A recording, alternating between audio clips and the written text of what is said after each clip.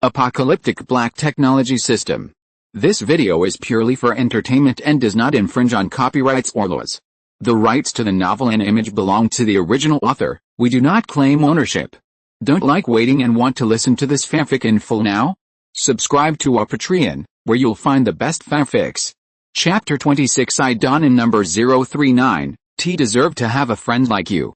Yuan Xiaozu and other survivors stumbled back and ran back, followed closely by a slaughterer, who crazily rolled his blade and tore the survivors to pieces. Li Yilan made a move with her ability. It is difficult to freeze a huge black beetle, but it is still more than enough to deal with a slaughterer. The temperature in the air dropped suddenly, and Li Yilan directly turned the monster that was massacring at high speed into an ice sculpture, freezing it to death on the field. Only then did the survivors who had been hunted down by the slaughter show expressions of amnesty, and fell to the ground, their faces pale. Yuan Xiaozu looked ecstatic for the rest of his life, and he was about to hold Li Yilan's hand when he came up, and said, "My good sister. My best friend. Really, you saved me again," but this time, the expression on Li Yilan's gentle face was almost indifferent. She is willing to find a way to help Yuan Xiaozu survive, even if she herself will be in danger. But this and Yuan Xiaozu's initiative to push her into a monster are two different concepts. Seemingly aware of Li Yilan's indifference, Yuan Xiaozu said, "I know, what I did was wrong just now, but I was also scared. We sisters will live and die together. You can't be angry with me." Yuan Xiaozu was a little anxious. Her family members ran away on the first day of the apocalypse, and they died. Now such an awakened friend is the capital for her to survive in this apocalypse. If Li Yilan is gone, she will die. I really just don't know how to survive. Seeing Yuan Xiaozu like this, Li Yilan's heart softened for a moment. They've been friends almost since childhood, yet, Li Yilan gritted her teeth. But at this moment, a Yaodao voice sounded from one side. "She can push you to death in this time of crisis, and I don't think she will hesitate next time, and in my opinion, you treat her as your partner in the last days. A life and death friend, but she's clearly just trying to use you." Everyone followed the prestige and saw Su Ran walking in from the crowd. Some people have been paying attention to Su Ran, and they know that Su Ran is the pilot of the aircraft that came from Thunder just now. When he opened his mouth, everyone fell into silence. Yuan Xiaozu put on an aggrieved and pitiful expression when he heard the words, and said, "How is this possible? I was too scared this time. I really didn't mean it." Su Ran glanced at Li Yilan and said, "That's all I can say." Li Yilan fell into silence. She is a kind-hearted person who is easy to soften her heart. She has always had a very good personality.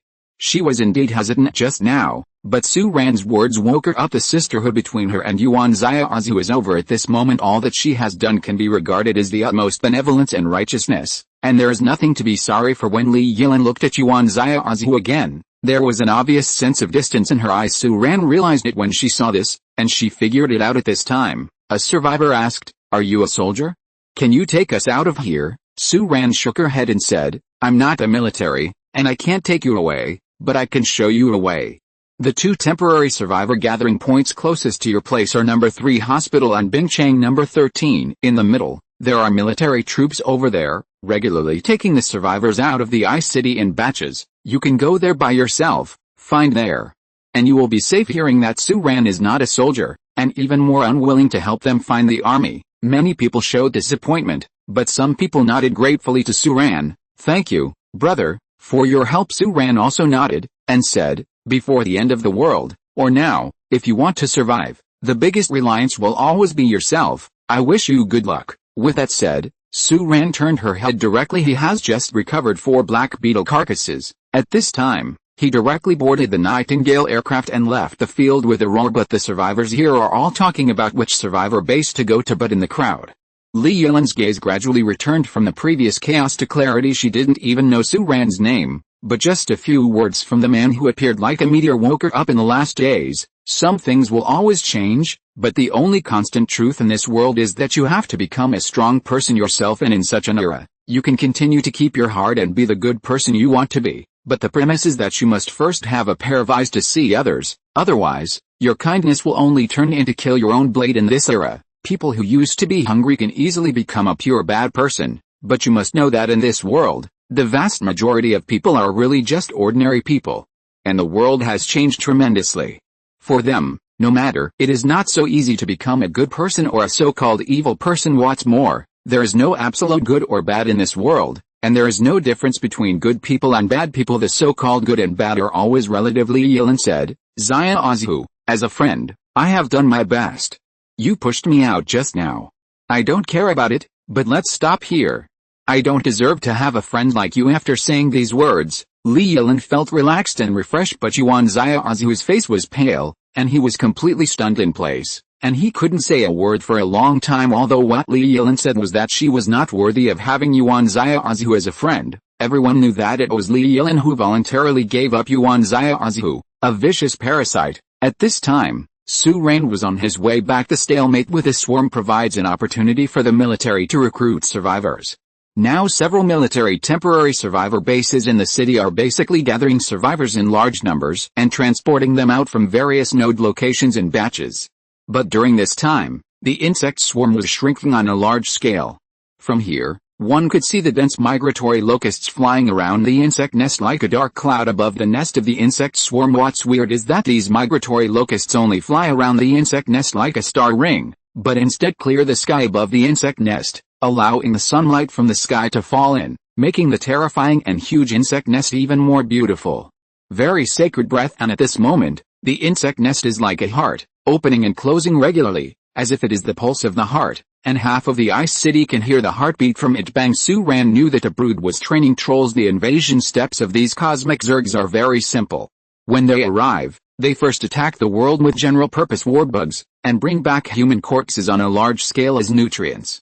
It began to systematically analyze the biological model of the Earth, and then began to create top-level destructive warbugs, which were targeted weapons specially created for the Earth and human beings. Now the mother nest in the Ice City has obviously started to work, so the large-scale insect swarm returned to defend the mother nest, which gave the human side a chance to breathe. The military has also noticed the storm brewing behind this calm, and while continuing to evacuate the survivors in an orderly manner, it is trying its best to destroy the huge alien lair lying across the Sunhua River.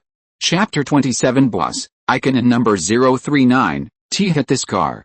Saving people's easy, but Su Ran has no obligation to send the Buddha to the west. Although he also wanted to come back to Bingchang number 3 hospital, he didn't plan to take those people with him, especially among the survivors. There was an awakened person. Bringing those people by myself can certainly guarantee their survival rate, but Su Ran felt that it would be better for those survivors to touch themselves, especially if there was a survivor. They would not be too dangerous, and they could quickly adapt to the apocalyptic environment. In a crisis environment, Su Ran brought them back smoothly, seemingly helping them, but not necessarily helping them. When Su Ran returned to the survivor base of Bingchang number 3 hospital, there was already a long queue outside. A large number of survivors poured in from all directions to seek refuge here. Although this site is also continuously sending survivors out of the Ice City area through the transportation line opened in recent days, the number of survivors in flux every day is still far higher than the number of survivors sent out, so now there are almost 3 hospitals every day. Outside, there are long queues blocking up, as if returning to the scene of traffic jams during peak hours every day before the end of the world. As a last resort, the range of the number 3 hospital's temporary survivor base node has been continuously expanded several times to include a small area around it. In this way, the space for accommodating survivors has increased, but from another perspective, the degree of military protection has weakened. After all, the military has a limited number of people. Now the whole city is fighting, and the soldiers are killed and injured every day. Under the changing situation, although there are more and more living people gathered here, the safety factor has not improved much. For example, here today, the vehicles are all blocked, and the military's unblocking is still very untimely, and it has to cooperate with the strength of the government and the police to maintain its. Su Ran switched modes, but still had to block outside after being stuck in traffic for a while. Su Ran simply turned around and planned to park the car outside, but before his car could move, a car hit him from behind. It was a Toyota Prado, a domineering off-road vehicle. The driver was a middle-aged man in his 30s, with a swollen face. He bumped into it on purpose. When he bumped into it, he rolled down the window and cursed, "What? The road is blocked, can the cars in front get out of the way?" Obviously, this guy didn't just come here for Su Ran, but got angry here. However, when he scolded, he suddenly felt that something was wrong, because at this time he suddenly realized that he had just bumped into the Land Rover in front of him, and the Land Rover didn't even move. Not even a scratch, but the front bumper of his own Prado was crooked. Instead, this sultry-faced man was startled for a moment. What's the difference between kicking someone and kicking him without kicking him? He was stuck here, he was already road rage, and he himself was not a good fault. He limped himself when he failed to find fault with others. The anger in his heart came up. He pushed the car door and went down. Directly when he came to Suran's front driver's seat, he knocked on the window and cursed, "Get down." When the man got out of the car, people got off from several cars behind him, ranging in age from 20 to 40 years old. All of them had fierce faces. Obviously they were with this savage man. This group of people is obviously an unscrupulous doomsday team. If it wasn't so, then the savage man would not dare to find fault with others so casually. After all, there is someone behind him, so he has nothing to fear. The fleshy man was holding back his anger. He was about to vent his anger on the owner of the Land Rover in front of him, but what he didn't expect was that the owner of the Land Rover slowly rolled down the window and gave him a blank look. The first sentence the words were, "Huh? What's the matter?" Judging by this look and tone, the Land Rover owner had no idea that he had just hit him with his car. The face of this savage man suddenly couldn't bear it. It doesn't matter if you hit someone and knocked off your own bumper. The most important thing is that the collision he just had was very hard. The owner of this Land Rover is a young man, but he pretends to be completely unaware that he bumped into it.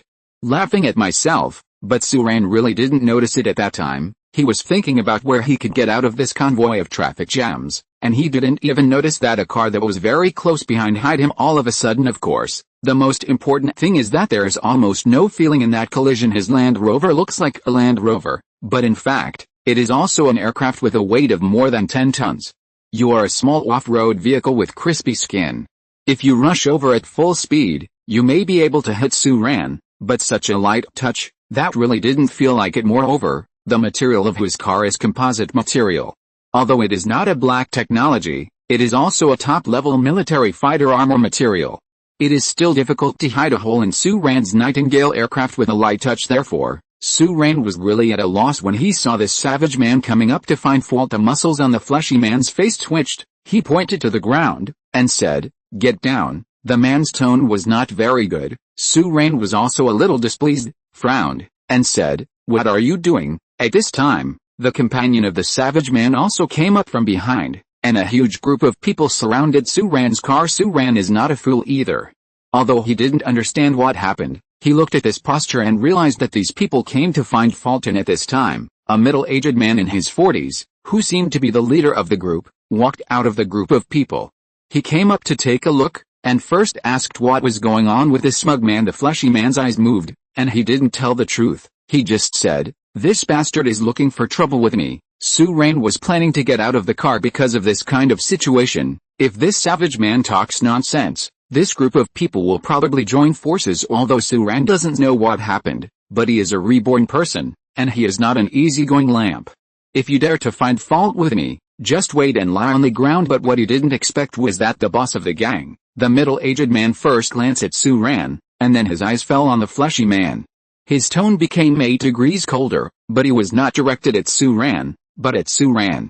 Looking at the fleshy man over there, he said coldly, "Tell the truth." The middle-aged boss seemed quite dignified. When he opened his mouth, the savage man immediately froze, lowered his head, and said, "Boss, I bumped into him, but he didn't move. I feel aggrieved." So, at this point in his words, the middle-aged man lost his temper first. When he came up, he slapped the fleshy man and cursed, "You lost your head. You hit someone with a horse and drove without bumping. You said he taking the initiative to provoke you." Suran was shocked when she saw this. What kind of operation is this, and who is with whom? Why does this boss slap his own people when he disagrees? If you're listening to this novel on a channel other than Fanfic World, it means they downloaded and uploaded it without effort. We cordially invite you to visit our channel, Mundo Fanfic Novelis. There you'll find the original version of this story, and you can explore many other novels of various genres. We're waiting for you to immerse yourself in a world of incredible novels. Chapter 28, 3 Hospital I Number 039, Snail House. The group of savage men doesn't look like a good fault at first glance.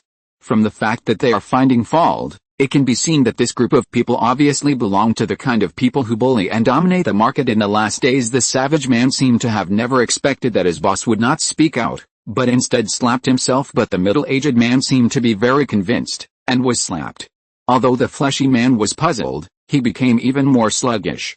He hung his head and dared not say a word. Just like a child who made a mistake, not only him, but those people who came up to Hulalala also restrained their ferocious expressions one by one, became well-behaved, and stood behind the middle-aged man. But at this time, the middle-aged man bowed his hands to Suran and said, "This brother, I didn't control the people under my command. I'm sorry, don't take offense. Come on, Chen Jianan, why don't you hurry up and give this man a hand?"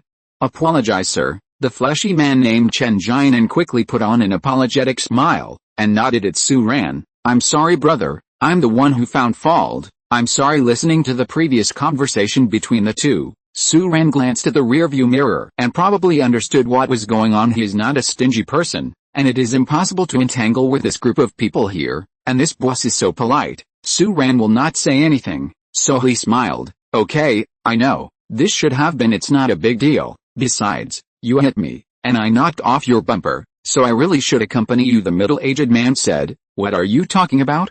We are indeed wrong. I don't know your last name, sir. Are you also in the survivor base of these 3 hospitals?" "I'm Suran." Suran nodded. The middle-aged man cupped his hands and said, "Lin Yuandong." At this time, the convoy in front also started to move, and Lin Yuandong took his people and went back directly. Before leaving, he said, "I'm really sorry, Mr. Su, when I have a chance, I will definitely come to make amends." Suran just nodded. This is just a small episode, he just doesn't care much about it. And Lin Yuandong took everyone back, and the savage man Chen Jianan asked, a little depressed, "Boss, I think that person is a young man with no hair yet. What are you doing? Why should we let him?" Lin Yuandong glared at his subordinate, and said, "You know what, is that an ordinary person? Just because he looks at that car, it's not an ordinary thing." Chen Jianan frowned and said, "Isn't that just a Land Rover? What's there? Now there are luxury cars everywhere on the road, whoever picks them up can drive them. What's the big deal?" Lin Yuandong said, "Land Rover, have you ever seen a Land Rover of that specification? There's also the logo, have you seen the logo? Also, if it is really a Land Rover, won't people shake your car when it hits it?" Hearing this, Chen Jianan frowned and thought for a while, then murmured in surprise, "It seems, that's really the case. Then, that young man is not simple." Lin Yuandong said, "That car is definitely modified, at least military grade, and the expression and state just now, it is really calm. There are more than a dozen people on our side, but looking at his expression, it seems that he doesn't pay attention to us at all, and there is only one person in him, that young man. He is by no means an ordinary person, if because of such a trivial matter he has an affair with such a person of unknown origin. Hands down, for us, there is no benefit at all." Chen Jianan frowned and said, "In my opinion, that guy is only in his 20s, how powerful is he?" Lin Yuandong shook his head and said, "I don't know, but this is definitely not a good thing. You didn't even hit his car, so what did you do to move his person? Don't touch anyone who is more unclear. I don't know whether what I want to kick is a steel bar, an iron plate or a cotton candy. What is the difference from gambling?" When he said this, he paused for a moment before saying, "The scene in the last days, it's different from before, but it's still the same as before. There are some things we can't do, and some people can't afford to offend them. What's more, you are looking for faults on others by yourself. If you slap you, let you are sober and sober." Chen Jianan nodded again and again. What the boss said is true. What the boss said is true. Lin Yuandong looked at the other people in the car with him, and said, "Brothers, I am not turning my elbows out. I just want to remind you that it is not before the end. If you dare to mess with others, if you are capable, I can kill you in a second. Use your brains when you do things and talk to people. Now that the end of the world has erupted for 7 or 8 days, there are not many fools on the street, and there are more ruthless ones, especially in these 3 hospitals. You all have to be honest, make more friends, and less conflicts with people.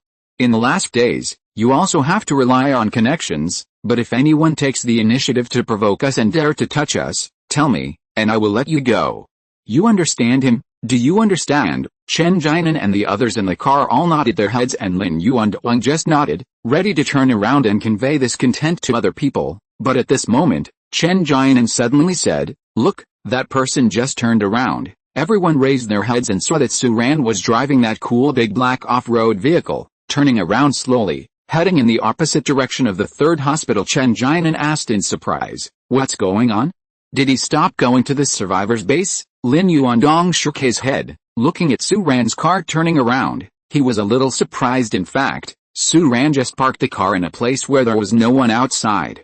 After finding a parking space, he walked back to his room in the third hospital. For Su-ran, Lin Yuan and others were just a small episode. His life had not changed. Rest hunting rest. 2 points and 1 line. Su-ran heard that the military scientists seem to have accurately judged what kind of terrifying creatures are being bred in the insect nest in the northern part of the Ice City. Therefore, the military is regrouping its troops and preparing to risk exposing an important military force in the Longjiang area. The location of the airport, organize a bombing group to prepare for a major counter-offensive, and Su-ran's goal was also the insect nest. The military wants to kill that insect nest, and Su-ran also wants to kill that insect nest as a reborn. No one knows better than him the horror of the creatures being created in that worm nest. However, with the military's big moves, the frequency and speed of transporting survivors from various survivor base nodes in the Ice City have increased significantly in recent days. It is obvious that they want to send as many survivors out of the Ice City before the war. Su-ran, on the other hand, took root in the third hospital like a nail household. Chapter 29 Upgrade. Unlock Level 2 Crafting Lists. Su-ran, a nail-biter in the third hospital, has a nickname here because the order of military evacuation is the wounded, special needs personnel, and children. Except for these 3 types of people, the other survivors are all evacuated according to the floor. The survivors on the floor where Su-ran is located have been evacuated 3 times. Yes, but he's still here under the current situation. No one cares if you stay here and don't leave, but this kind of weird thing is still very novel now that there is no internet or electricity. People's interest can only be to spread gossip. Naturally, such a strange thing as Su-ran has become a topic of discussion among many people. Have you heard? There is a nail shop on the 11th floor. It's his turn to evacuate 3 times, but he still doesn't leave. I've heard of that person too. He must be a fool. It's a strange thing to be able to leave and still stay in this hellish place. I think that person might be worried that it's not safe to evacuate. Haven't you heard that the group that left us yesterday was attacked by a swarm of black beetles, and all of them were wiped out? Su-ran didn't care about this, but what surprised Su-ran was that Yukijin had heard of him once when he came back from the outside. He met Yukijin, the company commander Yi, patrolling the perimeter. When he saw Su-ran, he asked, "I know you, you are that nail house." In the previous life, Su-ran also fought side by side with Yukijin for a while, and even survived thanks to Yukijin's kindness. However, this was the first time the 2 of them spoke in this life. Su-ran didn't expect that the first conversation between the 2 would start with such a topic. Yukijin talked to Su-ran out of curiosity. He didn't even know Su-ran's name. However, Su-ran was quite familiar with Yukijin. When he saw Yukijin, he happily took out a handful of chocolates from his bosom. It doesn't matter what the nail shop is. "Come here, chocolate." Yukijin was a little confused. "What are you doing? I can't accept bribes." "What kind of bribe is chocolate? I still have 2 packs of Zhonghu here. I picked them up outside today, and you take them with you too." Su-ran slammed a bunch of things into Yukijin's arms, and then put them on the table. Waving his hand, he said, "Lao Yi, I still have something to do, so let's go first. Patrol, pay attention." After saying that, Su-ran just turned her head and left without giving Yukijin a chance to speak at all. Yukijin was shocked. He only saw this person for the first time today, and he didn't even know what the other person's name was. Why was the other person so enthusiastic? "Still call yourself Lao Yi? Do they know each other?" Looking at the pile of chocolates and 2 packs of Zhonghu in his arms, Yukijin thought to himself, "Isn't this guy asking for something from me?" However, even if it is close, is this close match too blunt? Yukijin took 2 steps forward in a daze, and then suddenly came to his senses, thinking of a question. Where did that nail house just now have so many chocolates and cigarettes with nothing on his back? It's hard for company commander Yi to imagine that Su-ran's chocolates and cigarettes were actually all taken out of his storage space, and Su-ran didn't have much time to reminisce about the past here. Time was running out. And the present short calm was just the prelude to the storm as a reborn person. Although Su-ran also discovered that some of the things that happened in this life are still different from his memory, but so far, the major events he knows in the Ice City, although there are differences in time, are all the same. One happened. It won't take long for the swarm of insects to roar out again, this time bringing a devastating blow to the survivors and the military in the entire Ice City area. Therefore, after separating from Yukijin, Su-ran continued to make his own preparations non-stop. manufacturing weapons and ammunition, while continuing to accumulate resource points to advance to the second level. Staying here will greatly increase the speed at which Su-Ran accumulates resource points, but at the same time, he has to take a corresponding risk. It is worth mentioning that by chance, he saw the awakened person named Li Yilan whom he had rescued before. The other party seemed to have been here for many days, and had been temporarily requisitioned by the military and included in the defense force near the third hospital. Su-Ran could tell that Li Yilan's manipulation and mastery of abilities was much stronger than before, and she had made great progress after seeing her for a few days. Moreover, as an awakened person, she has a very high status. Although she is in the army, she is also quite respected. She has made a few shots and has become famous in the third hospital. Almost no one does not know that she is an awakened person. The present Su-Ran has been immersed in her own work, but she was the last one to find out. However, Su-Ran didn't have any intention of getting close. He only took a look at Li Yilan from a distance, and then hurried away. However, when Su-Ran heard other people talking about it, she heard people say, "Do you know Li Yilan? That awakened person?" It is said that she was also rescued by a mysterious person who drove a strange flying machine. The awakened is the focus of people, and now there is a mysterious person who rescued the awakened, which arouses everyone's curiosity. Who is this? Can he save the awakened? Is it from the military? I seem to have seen that aircraft. That is the only one I have ever seen, chasing and killing Black Beetles, in our ice city. There are such powerful people. Regarding this, Su-Ran just smiled and didn't care. Time is running out. Accumulating resource points is the top priority. It's good to go up and pretend to be 13, but it's not necessary. How can there be resource points for pretending to be 13? Su-Ran wandered outside, killing Black Beetles whenever he saw them, and rescued any survivors who could help. If there are books, it will be long, and if there are no books, it will be short. On July 10th, the 15th day of the Doomsday outbreak, the resource points accumulated in Su-Ran's hands had reached 633 points, and the total number of resource points he had accumulated exceeded 1,000 points. The prompt sounded in his ears almost instantly. "Dear host, congratulations, you have been upgraded. Your current level is 2. Your personal storage space has been expanded to 5 cubic meters. Your level 2 item manufacturing list has been unlocked, and you can consume resources to manufacture any item under this list. At this level, you can expand your personal storage space by spending resource points. 1 cubic meter / 200 resource points." After being promoted to the second level, Su-Ran couldn't wait to open the manufacturing list from the system, and directly began to look for the most useful technology for her. Now with his current Nightingale aircraft, there is no problem in protecting himself in small-scale battles, but if he wants to go further, participate in larger-scale battles, or even attack the Brood, his firepower is not enough. Yes, this is also the reason why he urgently wants to be promoted to the second level. Therefore, his hope is on the manufacturing list of this second level. Then, Su-Ran's eyes lit up slightly. Name, Interplanet Sky Destroyer. Description, a multifunctional interplanetary combat platform, equipped with a main load-focused laser cannon, 2 dual 130mm naval guns, 4 30mm cannons, 2 short-range guns, 8 missile bays. All the ship uses an anti-gravity engine in the planet, equipped with a low-power electromagnetic thruster, etc. The ship does not carry any initial ammunition except the energy device. Because this ship is a ship used in the planet, the maximum function of the whole ship can maintain the electromagnetic thruster use for 1 minute and 30 seconds, and the strength of the hull can be maintained for 17 seconds. Cost 1,000 resource points. When Su-Ran looked at this thing, his heart skipped a beat. Big guys, please collect, recommend, and invest. Chapter 30 Infected. Looking at the planetary sky destroyer under the second level manufacturing list, Su-Ran's heart skipped a beat. But it's a pity that he only has more than 600 resource points in his hands now, which is nearly 400 resource points short of the 1,000 resource points needed to build such a behemoth. And these 600 resource points were earned by Su-Ran hunting Black Beetles day and night for more than 10 days. During this period of time, he was spinning continuously like a machine, working so hard to accumulate such accumulation. But thinking about the nearly 400 resource points that were still short, Su-Ran really felt like he couldn't kill them. Black Beetles are extremely dangerous creatures. Even if Su-Ran is hunting with a Nightingale aircraft, he has to avoid a large army of insects, find and strangle small groups of Black Beetles, and it often takes some trouble to recover the resource points smoothly. But this discouraged thought only flashed through Su-Ran's mind: if you can't kill, you have to kill.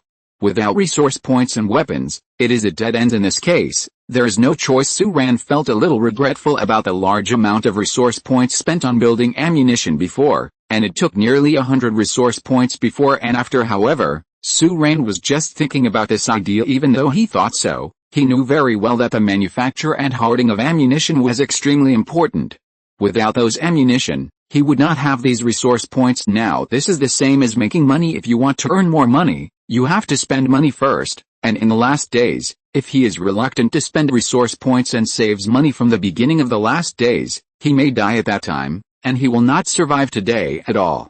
Resource points are also meaningless if you have life to accumulate resource points. You also need life flowers. The same is true now, although Su-Ran felt that 1,000 resource points were still out of reach, but after a while, he started spending resource points to build things. I can't afford a planetary space destroyer with 1,000 resource points, but I can always afford other things, right? The first thing Su-Ran made was the laser sword. It is pure novelty that Su-Ran built this thing. 20 laser swords can be produced from 1 energy point, because the laser swords under the second level list are not very powerful.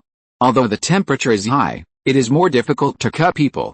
The only way to achieve precise killing is by stabbing people. After the system was built, Su-Ran couldn't wait to take it out and make gestures anyway. He has his own room, and he doesn't worry about others seeing him. Although the laser sword made by Su-Ran is cheap and has poor functions, it is still very interesting. Its shape is similar to the lightsaber used by the Jedi Knights in Star Wars. It is a handle. Of course, the one in Star Wars uses the Force, and Su-Ran is a pure laser generator, but the effect is similar. After it is activated, it emits a lightsaber from the handle and swings it around the room. Look, Su-Ran couldn't help but also giggled. Who hasn't dreamed of running around the world with a lightsaber? Fortunately, Su-Ran still knows the priorities. In addition to this laser sword, Su-Ran also specially built a tractor beam tower that was also unlocked and manufactured after reaching the second level. He planned to install this thing directly on his Nightingale aircraft. After killing the Black Beetle outside, he would directly use the tractor beam tower to pull up the corpse of the Black Beetle. Undoubtedly, it can greatly reduce their risk factor, and it can also improve their efficiency in hunting Black Beetles and collecting resource points. In addition, with a promotion to the second level, the manufacture of many special ammunition and high-precision weapons has also been unlocked. Su-Ran didn't say a word, and directly began to invest in building a large number of white phosphorus bombs to increase the lethality of his machine guns. This comes and goes. Su-Ran has already spent 50 or 60 resource points, but these are all necessary expenses, and Su-Ran doesn't feel bad about them. When the system started to work, Su-Ran fell asleep with her head covered. After sleeping for several hours, Su-Ran woke up under the alarm clock she set, got up, and went out to hunt Black Beetles again. However, after a few hours, the number of Black Beetles outside the Ice City decreased sharply. The streets were in a mess and looked deserted. During this period of time, there were not many survivors outside. They either died from the Black Beetles long ago, or they gathered to the military. Generally, there were only Black Beetles and the massacres. Those who roamed the streets and alleys. But today, even the Black Beetle and the Slayer have disappeared, but in the distant direction, the beating frequency and sound like the heart of the insect nest are getting louder and louder, and the number of migratory locusts swirling around it is getting bigger and bigger. Huge, covering the sky and covering the sun, as if to engulf the whole world in it. The creature conceived in the mountain-like insect nest is about to break out of its shell. Therefore, the war insects in the whole city withdrew their defenses after shrinking. If there is no deviation from Su-Ran's memory, what was born from it should be Skywatcher, a giant flying biological weapon that can spew plasma balls. Once that thing is conceived and born, the swarm of bugs that have been silent for a long time will come out. At that time, the real war will break out. Su-Ran was slightly anxious. If his destroyer can be built, it may be able to fight against that thing. But now his Nightingale aircraft is not enough to look at. But now there were not many Black Beetles wandering outside.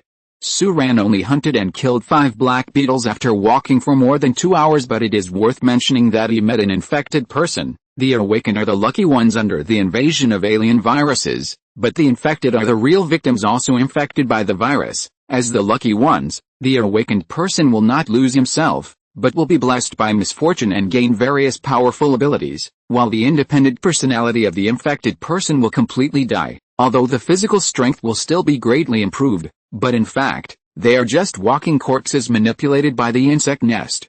They don't even have self-awareness, not even the Black Beetle. However, such people, mixed among ordinary survivors, are often a huge threat, especially in the early days of the doomsday. Ordinary survivors don't even know the existence of the awakened, let alone the infected.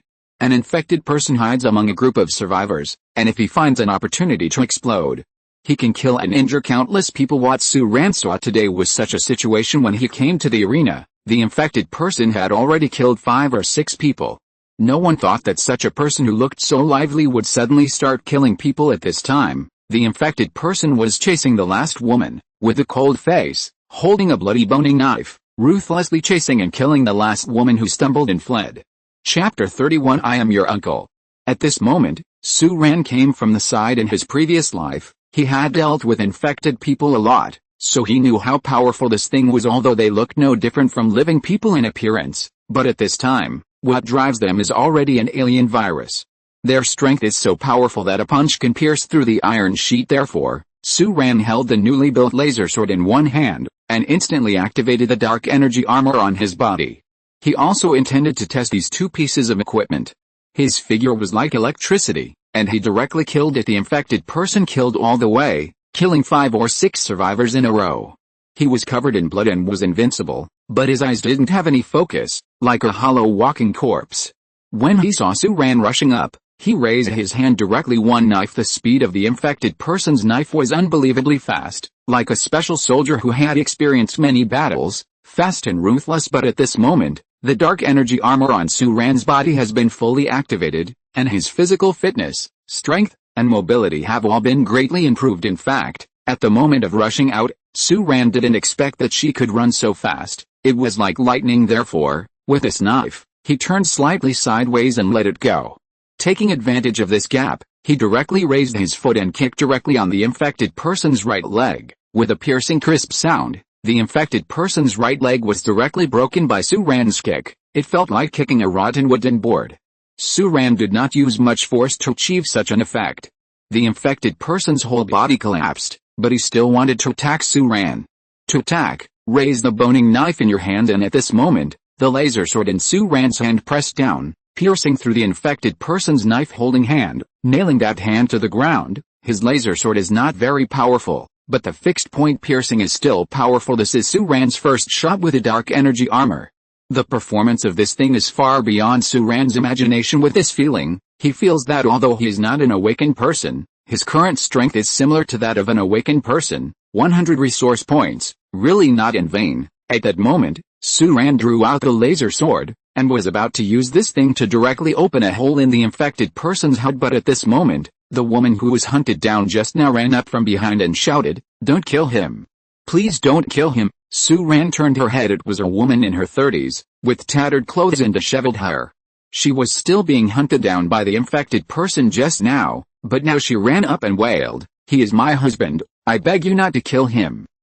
He's just scared. He didn't kill on purpose. He's definitely not a bad guy." The woman burst into tears, unable to stand still. Su Ran didn't know what kind of person this infected person was before, but Su Ran realized that this infected person might have been a really good husband before. If not, this woman would not be willing to run over to intercede for him even though her husband had already brandished a butcher knife at her. This woman was obviously not aware of the existence of such things as infected people, and thought that her husband was just in a trance and out of order under the tremendous pressure and catastrophe. But Su Ran knew that this man could never return to his original appearance. It's just a living monster. But at this time, the infected person also gave up struggling, knelt down on the ground, raised his head, and instead of looking at his wife, he was looking at Su Ran in front of him. His eyes were empty and unfocused, and the expression on his face was expressionless and dead. At this time, Su Ran said slowly, "Look at him. Is he still the same person you know?" The wife looked up, looking at the infected person and his husband in front of her. After a while, she seemed to realize something. Her lips were trembling slightly. Su Ran said, "This is an alien virus, or it is not accurate to say that it is a virus. This is the alien pollution that followed those Zergs to come to the Earth. The person in front of you, although he is still alive, is no longer someone you know. That person is gone. I don't need to kill him, but he will kill you. And I believe that if your husband is still conscious, he will never want you to die in his hands like this. You still hope that I don't kill you him." The woman's expression was slightly stunned, but after a while, she said slowly, "Sir, thank you for saving us. Can I ask you one thing? Take a moment of your time, please don't leave, I want to stay with him for a while, and then, please kill him, I don't want him to kill more people. Suran understood, and he stepped back slowly, leaving time for the couple. The wife's last option was to stay with her husband. The wife nodded politely to Suran, brushed her messy hair back, as if she had returned to her decent appearance before the doomsday. She smiled and said, "Thank you, you saved me, and I saved my husband." Her thanks are genuine because of Suran. She was not randomly hacked to death by her husband. She could clearly understand what happened and choose a way to die with her husband this time. She no longer ran away in a panic, nor cried in pain, but calmly knelt down in front of her dull-looking husband, and hugged her husband forward. And the infected person raised the hand that was pierced by Suran with a laser sword, slowly squeezed the boning knife in his hand, and sent the knife into his wife's body. Inch by inch blood flowed out, and the woman hugged her husband even more tightly. The hot blood gave her a certain illusion and a trance, as if it was a close and warm embrace before the end of the world. She smiled slightly at this moment.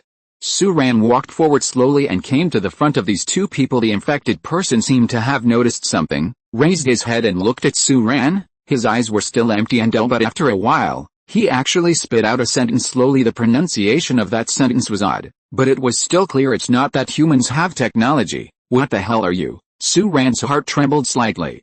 This was not a miracle that the infected person regained consciousness because of some great love.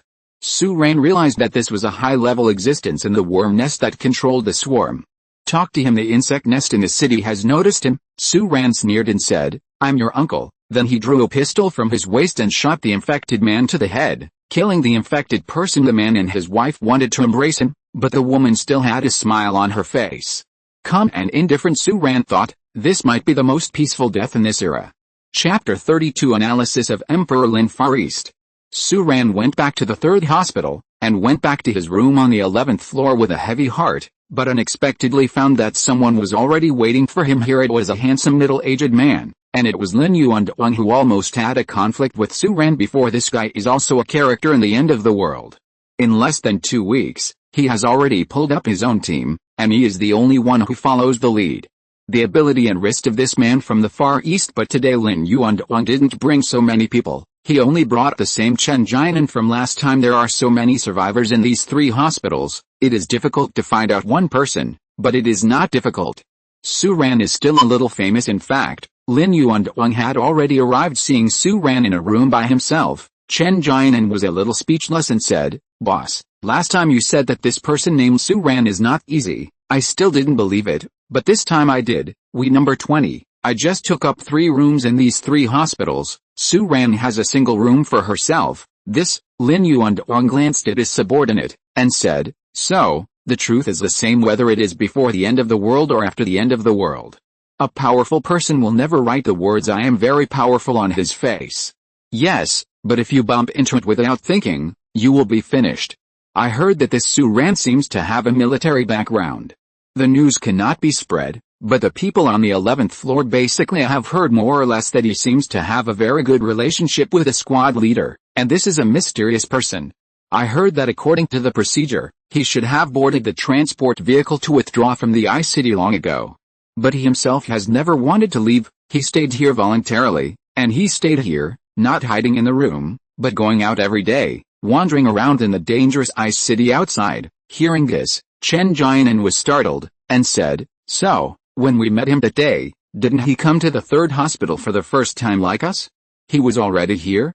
I'll go." This person, Chen Jianan, was surprised, but when she said this, she immediately stopped talking, because at this time, Suran was coming back from the outside. Seeing this, Lin Yuan walked up in 3 steps at a time, and said, "Brother Suran, are you back? My brother and I came here for the incident last time. I'm really sorry. Here's a little of the sausages specially brought for you." With that said, Lin Yuan delivered the bag of sausages he was carrying to Suran's hand. Suran glanced at it, and there was about half a box of sausages in the bag. If it was before the doomsday, whoever brought half a box of sausages to give gifts would probably be kicked out on the spot, but in the current situation, many survivors in the 3rd hospital almost couldn't even eat this half box of sausages. That was already very sincere. Suran was also a little surprised. He almost forgot about the incident last time, But he didn't expect this man named Lin Yuandong to remember it, and even came to the door on his own initiative of course. Su Ran also understands that in this season, the other party's enthusiasm is not only for apologizing, but also for making friends to be honest. Su Ran had a pretty good impression of Lin Yuandong after these 2 visits. Although this guy belongs to the kind of people who bully and dominate the market in the last days, he is actually a guy that is hard to hate. Let people find out what's wrong with doing things since he is so sincere. Su Ran is not a stingy person. The end of the world is not a world of lone rangers. It is interesting for the protagonist in the story to slash wherever he goes with a sword, but in a normal society, wouldn't it be better for a person to have friends wherever he goes? Therefore, Su Ran also very enthusiastically invited Lin Yuandong and Lin Yuandong into his room, and then he rummaged under his bed for a while. He took out a bunch of beef jerky, duck neck, milk flakes, chocolate and other things, and said enthusiastically, "Come, sit down and eat whatever you want." These things were all he had scavenged during this period of time. Anyway, he had the Nightingale aircraft and storage space to store them, and he was not afraid of difficulties in carrying them. Looking at Su Ran throwing all kinds of food on the table, Lin Yuandong's eyes almost popped out of shock. It has been more than 2 weeks since the doomsday erupted. The old facilities in the Ice City were severely damaged, as were all kinds of supplies. Under the sweep of the Black Beetles, it was difficult for ordinary survivors to even find any supplies. Therefore, the half-boxed sausages were considered to be good products, and they were rare good things in the overcrowded survivor base of the 3rd hospital. Therefore, Lin Yuandong brought this half-box of sausages, not only for the purpose of making friends enthusiastically, but also from another perspective. He also intended to use it to show off his ability. "You see, I am here." It is also a powerful person who can get this thing. The relationship between people, whether it is friends, can only be maintained for a long time if they are useful to each other. If Lin Yuandong wants to make friends with Su Ran, he also shows that he is a powerful person. But he didn't expect that Su Ran would come up with a bunch of more high-end things for him every minute. How could Lin Yuandong not be surprised by this? At this moment, in Lin Yuandong's eyes, Su Ran seemed to become a more mysterious person. However, the conversation between the 2 of them was good, and Su Ran personally sent Lin Yuandong and the others out after leaving Su Ran's place. Chen Jianan asked in confusion, "What kind of character is this Su Ran? I just saw there, beef jerky, duck neck, cheese, everything, and even a 2-liter bottle Coke in a bottle. What survivor would be crazy enough to run away with a bottle of Coke at this time of day?" What Chen Jianan said is true. Now that the end of the world is breaking out, and the Ice City is full of dangers, such as Coke, which is a fat house happy water, has almost become a commodity that no survivors would choose. With that ability and physical strength, it is better to move order pure water or high-calorie food. Chen Jianan said, "Why do I feel that this Su Ran doesn't seem to be living in the end of the world, but a vacation? How can it be so exaggerated?" Lin Yuandong patted Chen Jianan's head, and he also had mixed feelings in his heart. Before today, he thought that his group of 20 or so people could be regarded as a good group of survivors in the last days. But today he realized that Su Ran is the person who lives unrestrained and nourished in the last days, hiding in the survivor base protected by the military every day, eating beef jerky and drinking fat house happy water. This life, just imagine, is beautiful bubbling. But at this moment, Lin Yuandong's mind suddenly had a flash of inspiration, and he said in a deep voice, "Jianan, I seem to understand what this Su Ran is doing." Chapter 33. He must be a merchant of the last days. Hearing this, Chen Jianan regained his energy immediately, and asked curiously, "Boss, what do you think he does?" "In my opinion, he is likely to be the kind of doomsday businessman who specializes in stockpiling supplies in the survivor's base in the doomsday." Lin Yuandong said convincingly. Chen Jianan said, "How is this possible? Boss, how did you see it? Think with your head." Lin Yuandong analyzed, "He has so many supplies, and the variety is so rich and complete. Can ordinary survivors have it? I think 80% of them are obtained by barter and trade. And didn't you say it before? I found out that Su Ran had already come to the survivor base of the 3rd hospital, but he has always chosen not to evacuate, and he often goes out.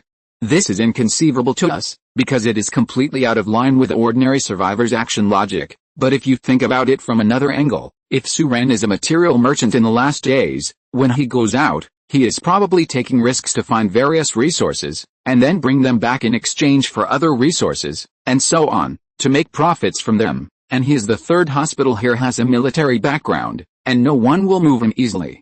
Under such circumstances, if I were him, I would waste supplies, and I would not evacuate. I have to wait until I can't move anymore. Go. When you have something in your hand, no matter where you go, you can live a good life. Hearing this analysis, Chen Jianan showed a sudden look, and said, "It seems to be such a truth, boss." With this explanation, all the incomprehensible mysteries on Su Ran will be explained. I've heard people say that if there is an answer that can correctly solve all the unknown problems, then this answer must be the correct answer, boss. Since Su Ran is a merchant of goods in the last days, he must have a lot of goods. How about we grab them for him? Already, Lin Yuandong frowned when he heard the words, and directly slapped Chen Jianan on the back of the head, saying, "What are you thinking? Not to mention that he has a military background, and your analysis alone is not correct. I am just guessing, and I have not confirmed it. And that little brother Su Ran is really a great person. We want to make friends, not to cause trouble everywhere. Do you understand? Are you short of supplies now? If you don't lack supplies, why are you robbing others?" Chen Jianan felt aggrieved and said, "Who knows what will happen in the future? Why don't we grab the supplies and store them?" Lin Yuandong was furious when he heard the words, and slapped Chen Jianan again. "I've been talking to you for a long time, but you didn't understand a word? In the last days, materials are more important than people. If you know a powerful person, can you what I bring to you is far more than just a few supplies. The post-apocalyptic society is also a society without friends. You don't want to go far." Chen Jianan seemed to understand but said, "Boss, I really don't understand your theory, but I listened to you." But Lin Yuandong said, "Okay, we still have to study to see how we can make friends with that awakened person named Li Yilan. She is now a treasure in the army and a man of the hour. If we can make friends with her, we will be really happy. It's stable, it's just a pity we don't have any contact with her. How can we build a relationship?" Chen Jianan also sighed, and said, "Oh, boss. I heard that the awakened person named Li Yilan was rescued by others when she escaped in the Ice City before.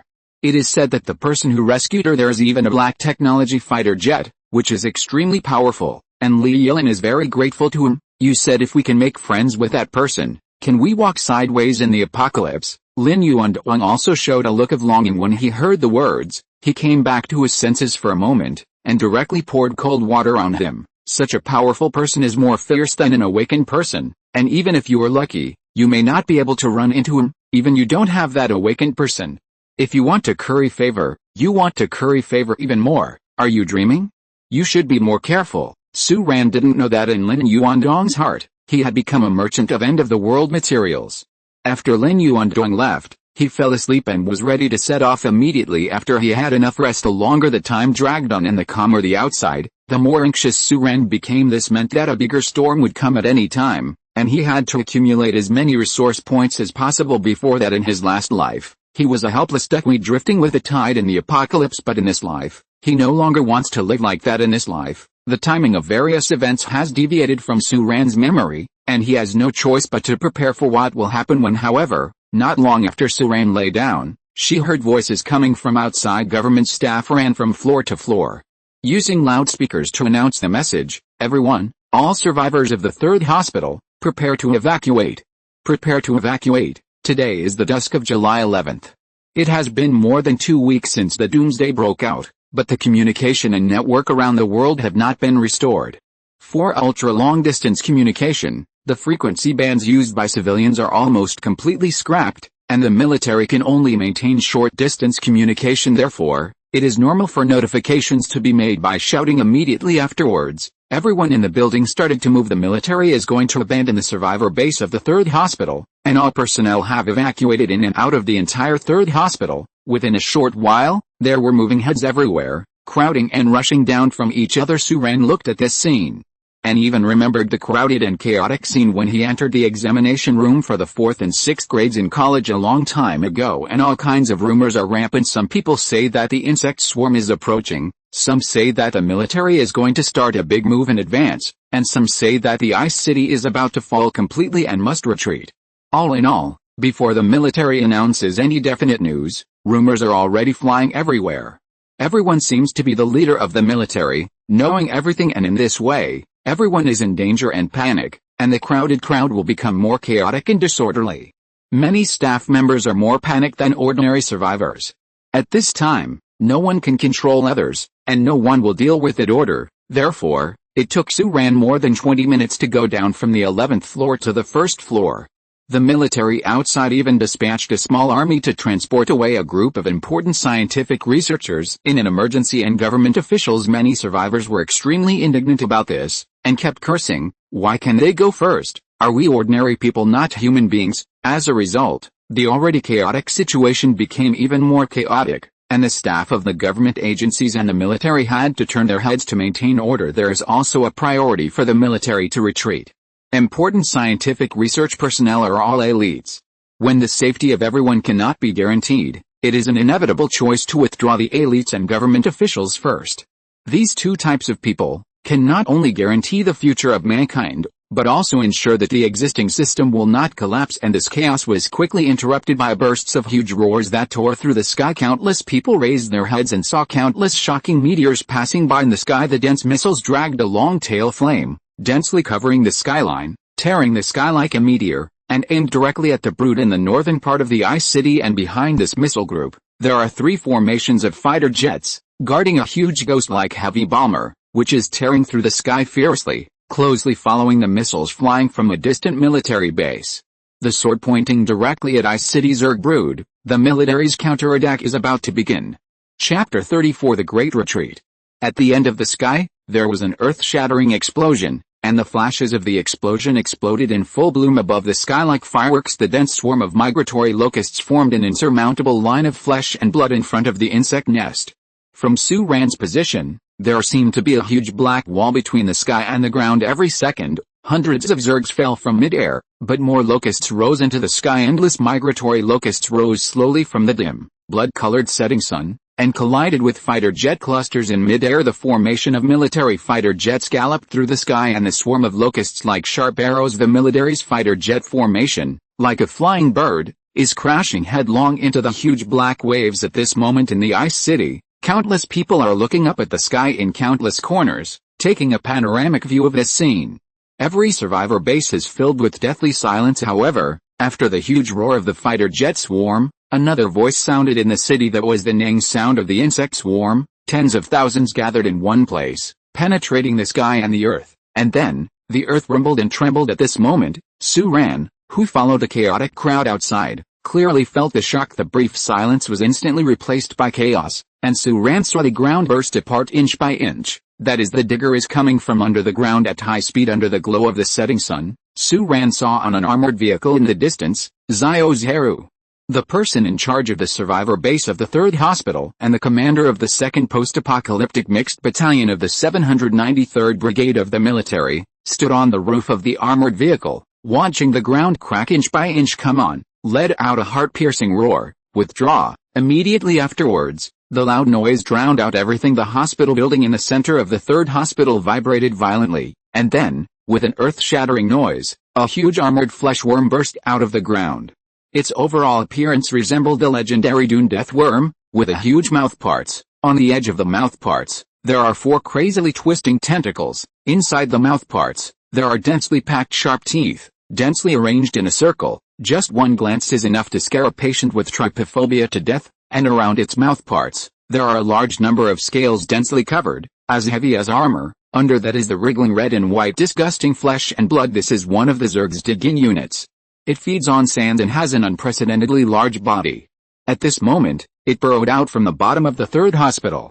Its huge body went all the way up, and the entire building was shaking, with cracks like spider webs.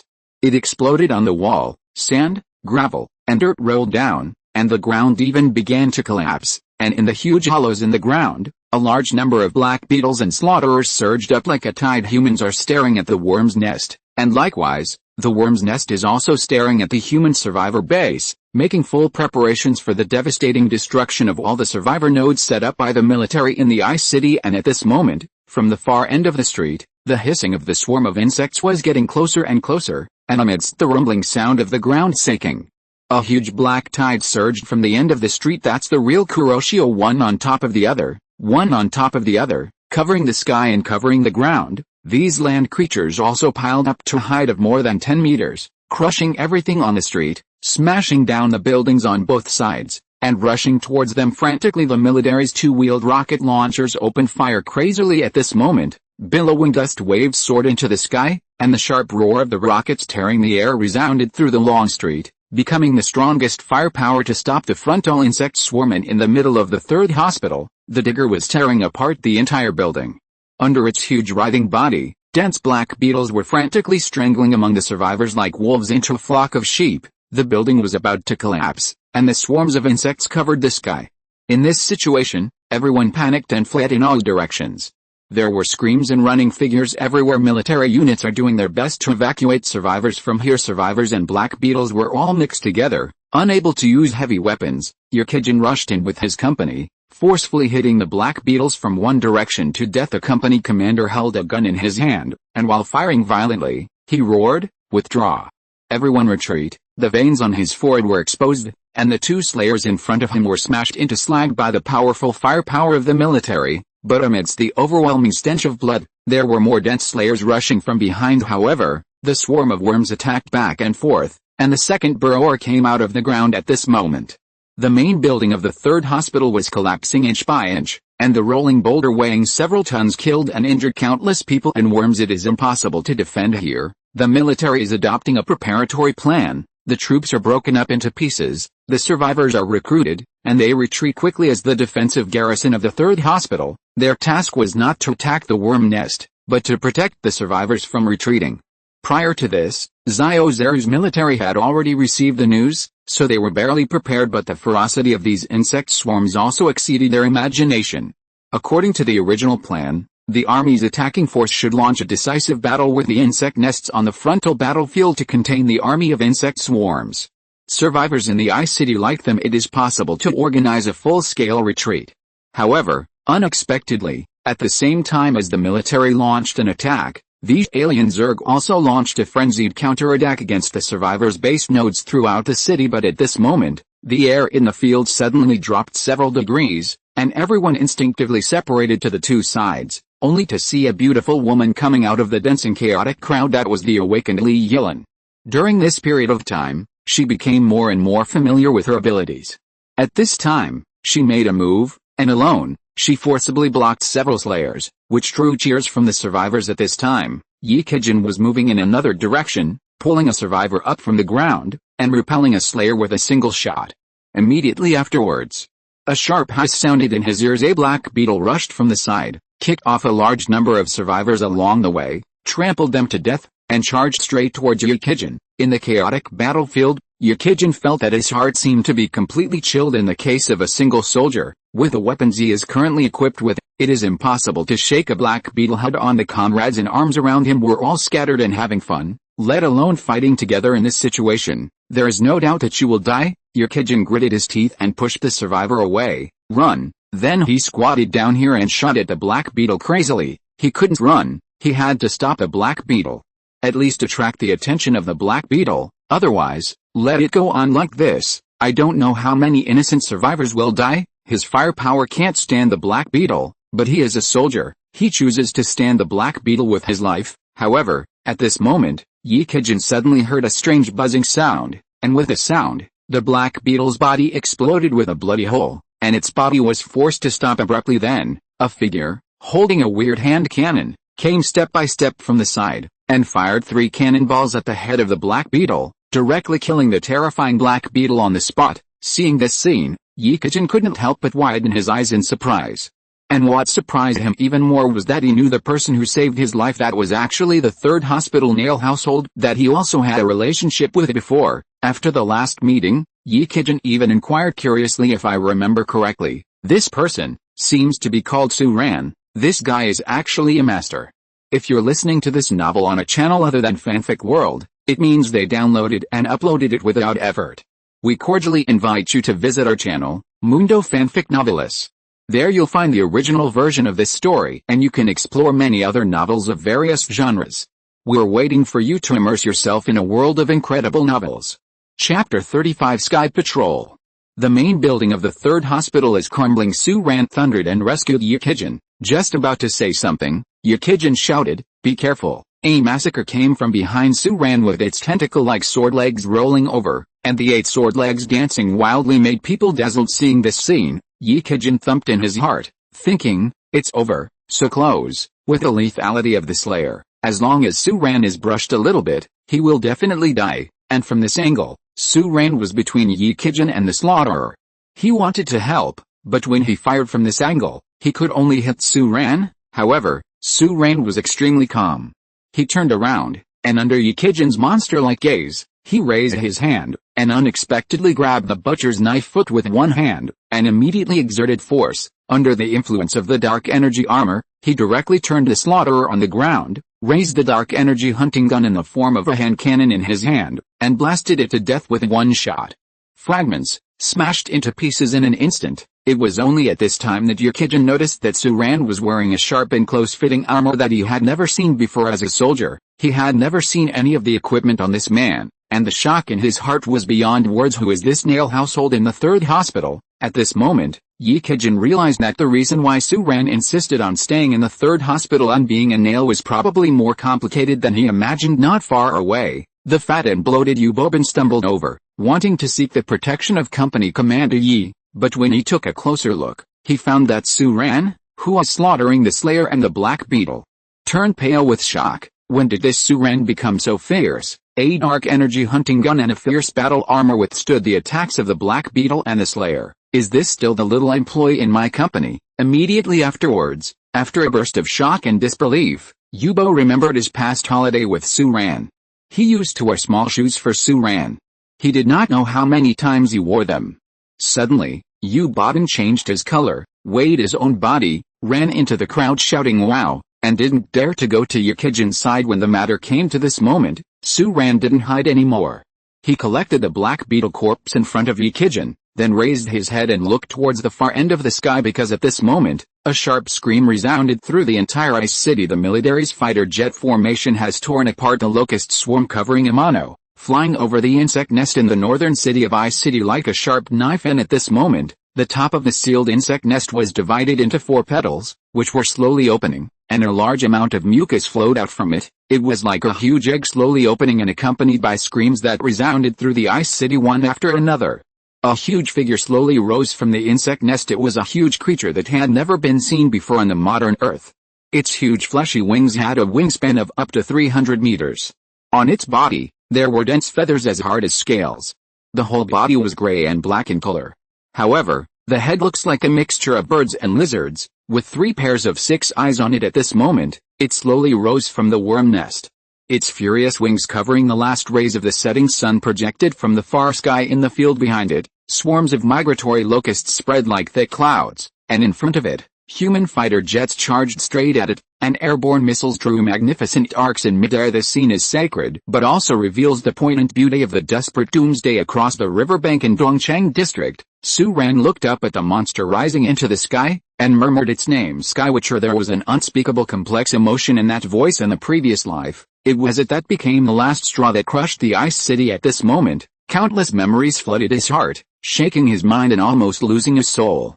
Everything around him seemed to have lost his voice. Yikijin from behind rushed up, grabbed Su Ran, and led him to stumble backwards. The soldier was also looking up at the monster in the sky, shocked and speechless at this time. In the area around the number 3 hospital, the survivors were gathering, and the military was shrinking its team in large numbers, preparing to break out from the side and retreat in an all-round way. And in the far sky, the first sky patrolman was covered by the military's firepower. Its wings were torn apart, its body was burning and fell from the sky, splashing a lot of plasma, and fell heavily on the riverbank. But then, from the worm nest, a second sky watcher slowly rose, and then the third, fourth, and fifth. They fluttered their wings above the sky, but their bodies brightened up inch by inch.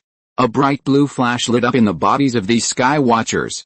Then they opened their mouths, and one after another plasma balls instantly penetrated the sky, tearing apart the sky.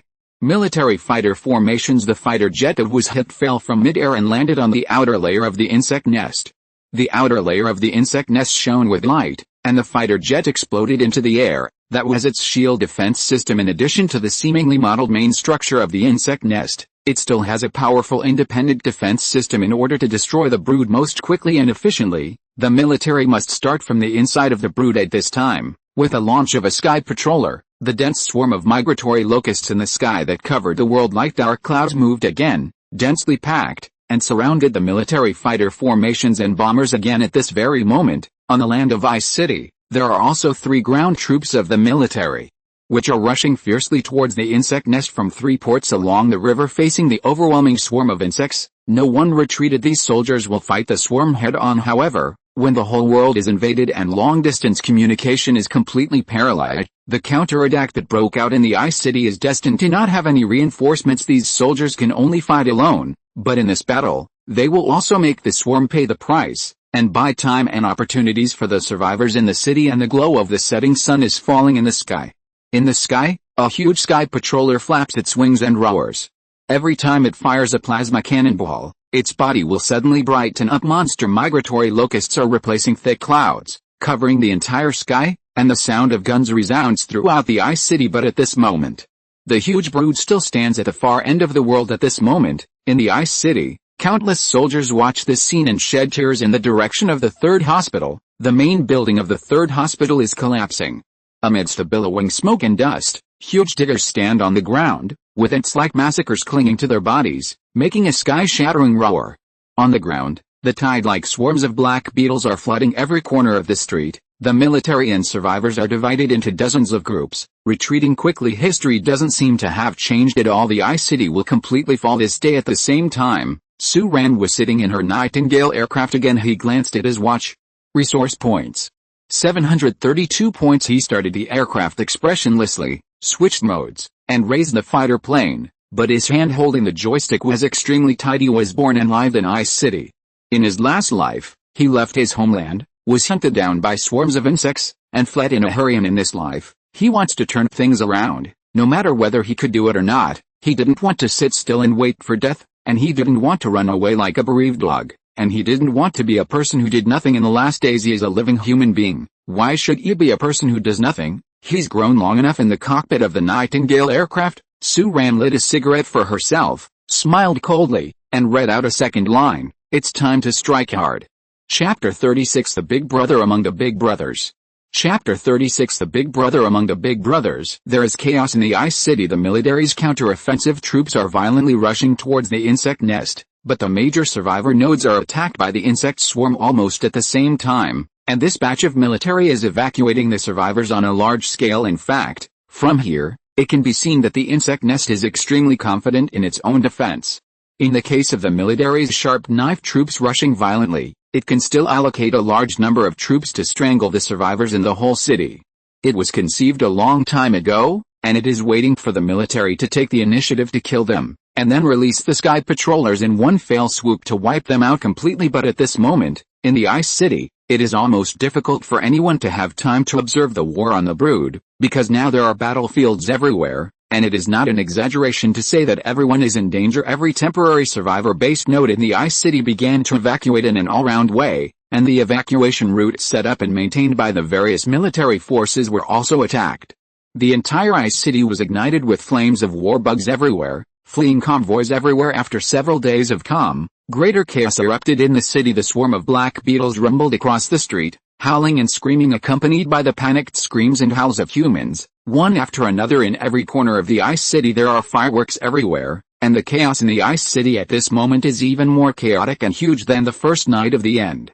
Everyone is struggling to get out of the city. The 3rd Hospital Survivor Base, under Zio Zeru's command, the survivor team was divided into more than a dozen groups and broke out from several directions, so as to divert the dense black beetle swarm and avoid the risk of being wiped out by the insect swarm. However, the number of swarms of insects still exceeded everyone's imagination. More than 10 hours ago, the black beetles in the main city of Ice City had almost disappeared, but at this time, they all reappeared. Lee Yillin's assigned army and survivors escape team had only been evacuated for less than half a kilometer according to the route after the diversion plan, when they ran into a group of black beetle swarms head on. Those monsters came densely from the end of the street, and almost instantly overwhelmed their fleeing team.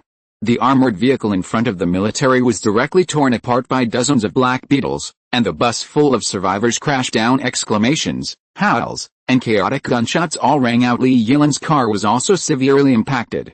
A black beetle slammed into it sideways.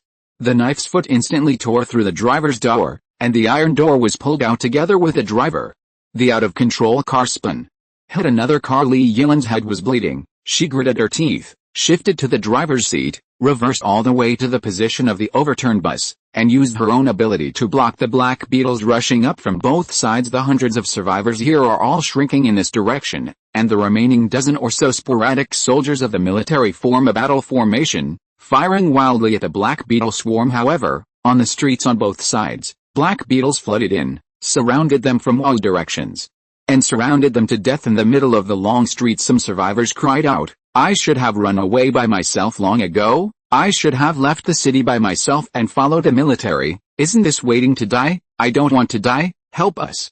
Soldiers, you are soldiers. You must have a way." Many people panicked, and even felt that following the military was a wrong choice, but they never thought that if they left the city by themselves, they might have died in the hands of the Black Beetle. Someone even grabbed Lee Yilan's hand and said excitedly, "You are a capable person. Save us. You must have a way. You must have a way to survive." Lee Yilan shook her head slowly. Although she is a capable person, her ability is limited. She can freeze and kill the slaughterer, but she can only freeze Black Beetles, and cannot kill them at all. If one or two come, she might cooperate with the military, and she might still be able to escape calmly. But Lee Yilan raised her eyes and saw swarms of insects as dense as mountains and seas. Despair also surged in her heart. She could only hold on to the panicked survivor, as if she could give him a little strength by doing so. However, Lee Yilan was also panicked in her heart. She couldn't help but think of the last time she was also trapped to death by a Black Beetle. At that time, there was that man who couldn't even name her name, who rescued her from heaven. At that time, Lee Yilan thought it was someone from the military system, but after she went to the third hospital, she found out that the military didn't have that type of aircraft at all, at least not in the Bingchang area. That person became even more mysterious in Lee Yilan's heart. I don't know where that person is now, but at this moment, as if responding to the voice in Lee Yilan's heart, at this moment, a sharp howling sound suddenly sounded in the field. A missile was tearing apart the sky fiercely, and the Black Beetle that landed in front of it roared. In the swarm of insects, there was an instant explosion, and flames soared into the sky. Immediately afterwards, a unique buzzing sound sounded in the field, and Lee Yilan realized something in an instant. Turning her head like lightning, she saw a sharp black aircraft carrying with a strange humming sound. Two 30mm machine guns protruded from the bottom of the aircraft, and then began to throw light rain. That's right, judging from the visual effect, it is indeed light rain. The blows that flew out from the machine guns, like burning and falling comets, roared out from the muzzle of the aircraft's machine guns in an instant, accumulating densely. Shoot into the flames set off by the missiles in front. That's white phosphorus in this gloomy night. The flashes of the special white phosphorus bomb produced by the system are dazzling on the long street, as dazzling as fireworks, but revealing a thrilling breath of death. Then, Su-Ran launched the second Firebird missile. The missile pulled out a long tail flame in mid-air, and landed in the swarm of insects directly in front of it. The flames soared into the sky, and under the biological radar and thermal radar of the Nightingale aircraft, in the flames, the bombed 700 the positions of the falling Black Beetles were marked one by one, and Su-Ran manually operated a cannon to fire, killing them one by one in a flash at a low altitude, be it the survivors below or the soldiers of the military, watching this scene. They were all inexplicably shocked. It was almost a certain death situation just now, but this flying Leeling came and killed all the Black Beetles in less than a second. Some survivors asked in surprise, "Is this reinforcement from the military?" Unexpectedly, the soldiers here also shook their heads blankly, but at this time, Lee Yilan looked at the Nightingale aircraft flying across the sky, and said with some surprise, "That's not someone from the military, that's what I've been saying before, the person who saved me before." As soon as Lee Yilan said this, everyone was surprised, followed by ecstasy. That's the person that the awakened ones rely on. He can be said to be the big boss among the big bosses, and if he appears here now, doesn't it mean that they are all saved? Chapter 37. Who is that? Su-Ran used Firebird missiles and machine guns to clear an open space, then continued to lower the altitude to an ultra-low altitude of 6 or 7 meters, hovered at the front of the convoy of escaped survivors, and shouted directly through the airborne speakers. Said, "Everyone get in the car and follow me." Immediately afterwards, he rumblingly turned the aircraft around, reduced the flying speed, and flew forward at a super low altitude. The machine guns fired wildly, and he shot and killed the Black Beetles along the street head by head on the spot. Su-Ran is mainly for 3 reasons when she is lowered to this height. First, to lead the survivors out. Second, to make it easier for her to recover resource points. He is the overlord of the sky, holding absolute air supremacy, and if he is targeted, he will never feel good. A tractor beam tower on the Nightingale aircraft had been installed long ago. His Nightingale aircraft flew over at a super low altitude, and beams of light flew out immediately, pulling huge insect corpses over, and Suran directly recovered a resource point, and his arrival is the gospel of escape for the many survivors behind. A large number of survivors crowded each other into the available vehicles, and followed Suran's Nightingale aircraft to kill the Black Beetle swarm. Many vehicles were damaged in the impact just now, and there are not many usable vehicles left. Many survivors even cling to the roofs of other people's vehicles, and 7 or 8 people even squeezed into a small car. A frightened convoy was pieced together like this, following closely behind Suran, walking along the street. In the eyes of these survivors, the sharp black aircraft in front is their last life-saving straw at this moment, and following it closely, everyone sees the hope of survival, especially after hearing that this aircraft was the mysterious existence that had rescued Li Yilin, an awakened person. These survivors became even more confident and curious. Who is that? People who are not from the military, in China, who can have such a thing? The survivors, all excited and frightened at the moment, talked to each other, but Li Yilin, who was following Suran closely in the car, was watching. Suran led the way with trepidation. That black fierce unknown fighter plane schemed the street at ultra-low altitude, like a black killing god descending into the world, forcibly born in the dense Black Beetle swarm, killing a bloody path. The two cannons of the Nightingale aircraft are crazily spewing flames of death, and Suran advances at a high speed. If there are too many Black Beetles directly in front of him, he will immediately increase the height quickly and directly launch a firebird missile from a distance. Shocking waves of flame set off on the street, and he took the convoy and swept past it. At the same time, the tractor beam tower he placed on the Nightingale aircraft was activated, speeding all the way, collecting corpses all the way, and while accumulating resource points, he tore apart the traffic on this street even more forcefully. Black Beetle swarm, of course. This is also because the number of this swarm is not large. If there are tens of thousands, Suran would not dare to fire so lowly. The inland destroyer has not yet been built, and his current Nightingale aircraft can only be equivalent to a local battlefield mini-boss, handling small-scale battles. With amazing combat effectiveness, but what Suran is more worried about is the Locust swarm.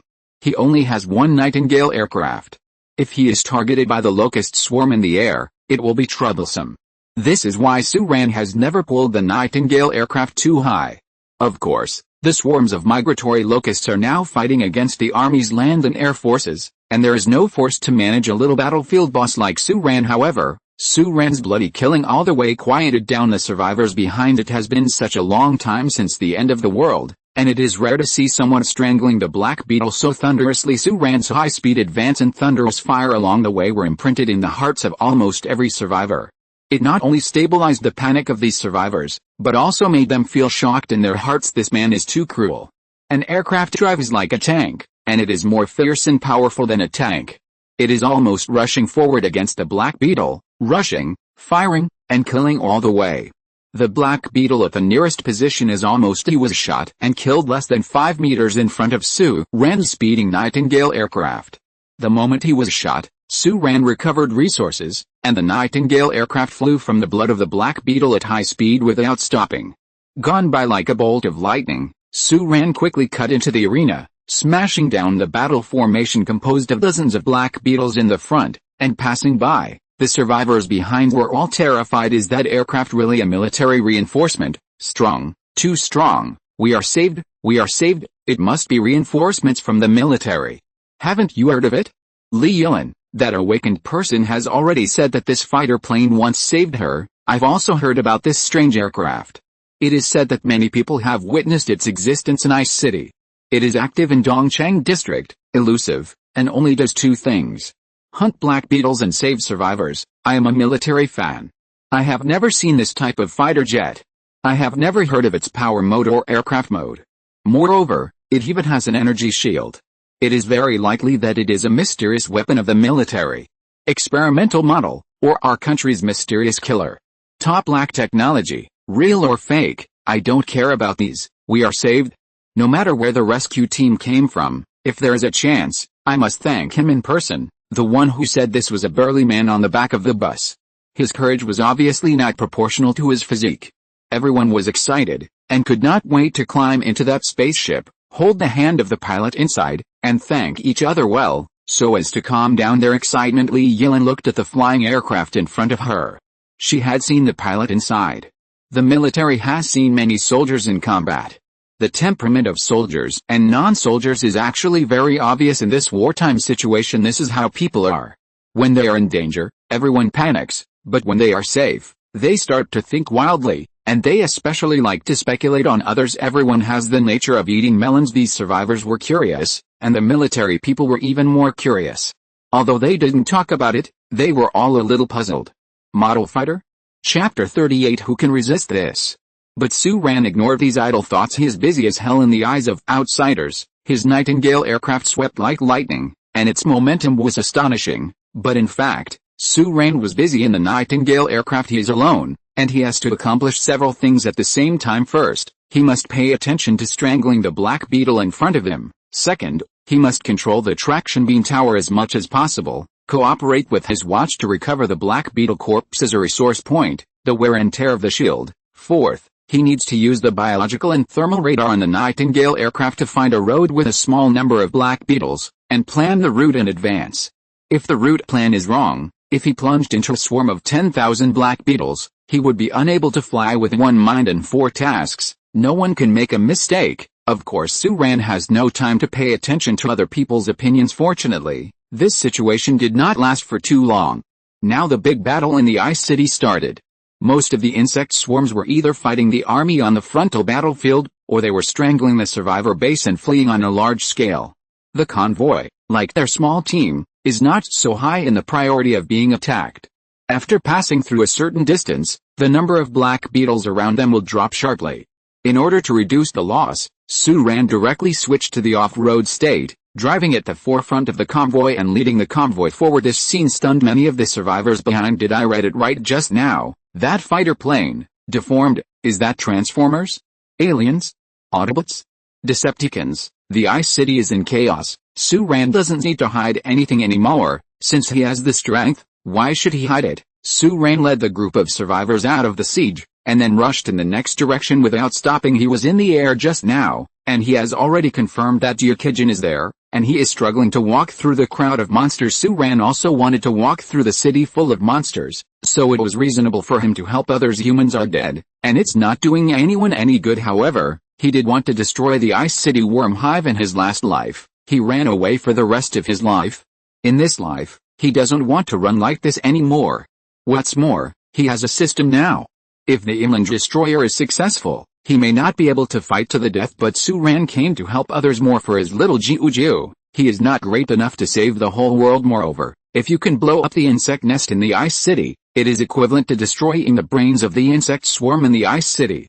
At that time, all kinds of monsters in the city will be in a mess, like a wild beast, and the threat factor will be reduced by more than one level. When the time comes, Su Ran doesn't have to run away at all. He can't beat the alien swarms, but the alien war worms scattered in the sand, isn't that just for him to level up? In this way, not only can it revitalize the imminent deadlock in Bingcheng, but it can even go a step further and turn Bingcheng into a sacred place for leveling up. But it is not easy to destroy the insect nest under the swarm of insects. First, we need to wait for the imminent destroyer to be built. Second, we need a group of reliable and capable fighters. A large amount of insect nest-related knowledge mastered by the author in this way. Yukijin, who was Su Ran's acquaintance in the previous life, of course became Su Ran's best candidate. I help Yukijin out of the chaos of the city's melee first, and then I will trick him into joining the gang and follow me to blow up the insect nest. Su Ran has been thinking about this plan for a long time. Looking at the soaring resource points from hunting Black Beetles, he has fantasized again and again. He even imagined that after the insect nest in the Ice City was blown up by himself, he would drive a destroyer to hunt and kill it, the pinnacle of life that has accumulated thousands of resource points. Of course, if you really want to do this, but it's not that easy now that the army has been defeated. The hives and war worms that had shrunk their defenses before are coming out. It is the best time, but if you want to do it, you need to make preparations and plans. After all, fighting is not a child's play, so first pull out a group of people, find a place to stay in the Ice City, and then think about it in the long run. 1,000 resource points is enough to build an inland destroyer, but not enough to sustain a counterattack. At least 100 or even 2 more points are needed. Only 100 resource points can give you the power to fight. If the Ice City's insect nest can be captured, not only will the danger of the Ice City be lifted, Su-Ran will also have an unprecedented growth period, but at this moment, Su-Ran's thoughts were wandering, and he was distracted. Suddenly, a convoy rushed out from the side street. The speed was extremely fast, regardless of the road conditions, and he was dazed. The first car in this convoy almost collided with Su-Ran's car on the spot. There were sudden brakes on both sides, and many cars in the convoys on both sides were still scratched, and there was a sound of sudden brakes. It was a pure survivor convoy, but there were a lot of vehicles and weapons, otherwise it would not have been possible to rampage through the city so vigorously. The convoys on both sides met on a narrow road and stopped. The leader of the survivors' convoy jumped out of his car. He was obviously panicked by the Black Beetle and was almost knocked over by humans at this time. Did he die at the hands of the Black Beetle, but died in a doomsday car accident? The leader of the team in the lead car was upset. His head became hot, and he jumped out of the car with a shotgun in his hand. He pointed at Su-Ran, who was sitting firmly in the off-road Nightingale aircraft at the front, and cursed directly. Do you have eyes? Believe it or not, I shot you and killed you. When human beings panic, some people will cry and cry, and some will vent their anger to cover up their fear. The leader of this convoy is obviously the latter type. He was completely distracted, jumped down with a gun, and yelled like a monkey with fried hair without even seeing what kind of convoy Su-Ran was. Su-Ran can understand this kind of panic, but you almost hit me and pointed a gun at me. That's not okay. Su-Ran was not polite. He switched the form of the Nightingale aircraft directly in front of this person, and with a buzzing sound, he took off directly into the air in the form of a fighter plane. The muzzles of the 2 black cannons popped out, and the fuselage tilted down 30 at this speed. A huge shadow directly enveloped the leader. The team leader looked at this scene, and was completely dumbfounded this time. Holding the gun, he looked at the Nightingale aircraft that had suddenly changed from an off-road vehicle to a fighter plane. It has been completely frozen, but at this time, one of his companions ran up from behind, grabbed the team leader, pointed to the few military soldiers in the convoy behind Su, and said, "Boss, look, this is not us. Those who can afford it, hurry up and leave." The team leader was almost stunned at this moment. He swallowed hard, and then he came back to his senses, pushed the companion beside him, and bowed to Su-Ran's Nightingale flying machine. "Little brother has eyes. I know Tation. I'm sorry, I blocked that brother's way. I will go now." With that said, this guy got into the car directly, and led his convoy all the way back the same way. Su-Ran was the one who lowered the Nightingale aircraft, and continued to drive forward at a fast speed with the convoy behind him. During the whole process, Su-Ran didn't say a word, only the buzzing sound of the anti-gravity engine of the Nightingale aircraft echoed in everyone's heart. What shocked the people in this convoy was their scalp numbness, but seeing Su-Ran and their convoy whizzing away, the team leader wiped the cold sweat off his forehead, and said, "You damn man, those who can escape in the Ice City now are not good at it." He almost hit the iron plate and killed himself. What a ruthless person. Without saying a word, he came up and directly lit the cannon. Who the hell can stand it? Chapter 39. Where did this comrade in arms come from? Chapter 39. Which army comrades is this? Passing by the survivor convoy, Su-Ran continued to move forward. He has encountered this kind of thing a lot. In the last days, some people have more serious road rage. They are all running away. If you block my way, it is equivalent to killing me. Some violent people will want to do it to deal with this kind of person and this kind of thing. The best solution is to quickly show one's overwhelming superiority in force, and directly frighten the other party to death.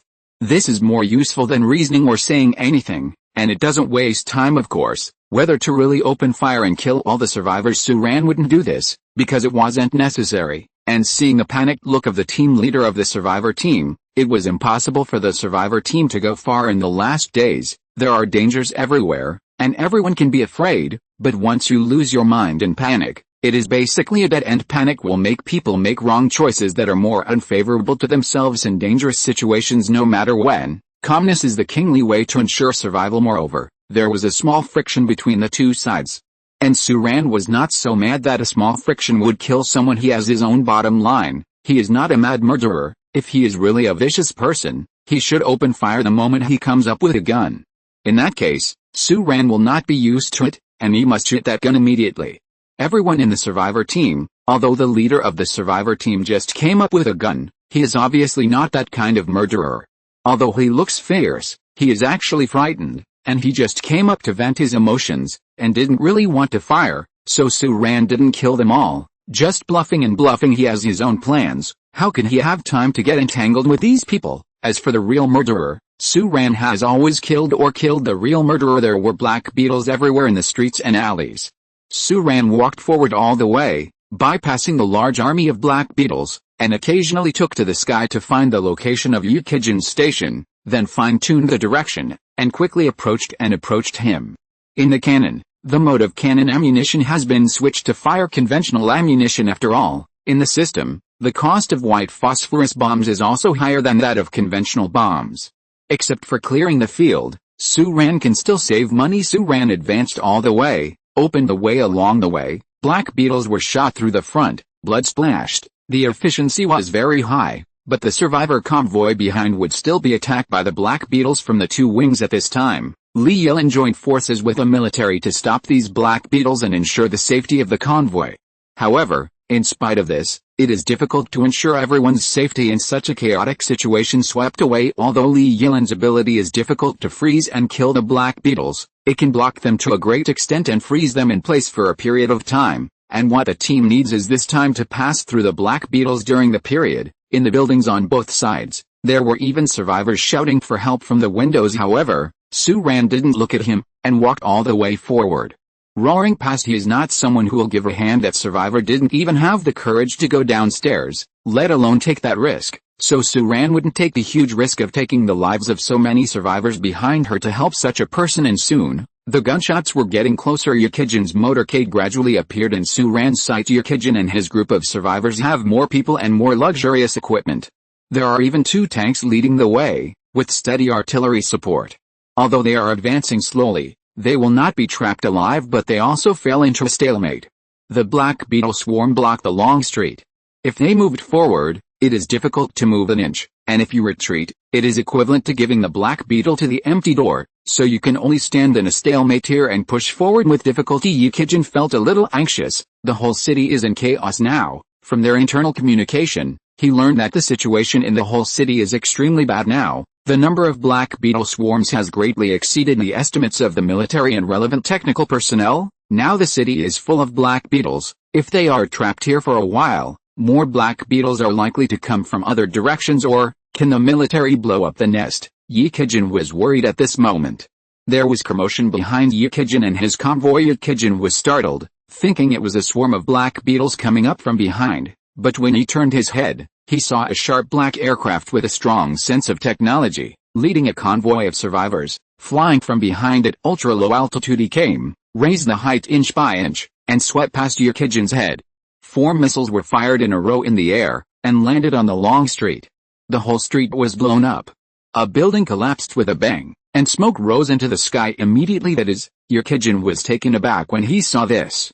He didn't remember that there were fighter jets of this type in the army on the Bingchang side. However, Yukijin was overjoyed. This kind of firepower was enough to help them break through the swarm of black beetles and kill the current predicament. Yukijin, who was sitting in the armored vehicle, immediately beamed with joy, and said, "Which unit is this, comrade in arms?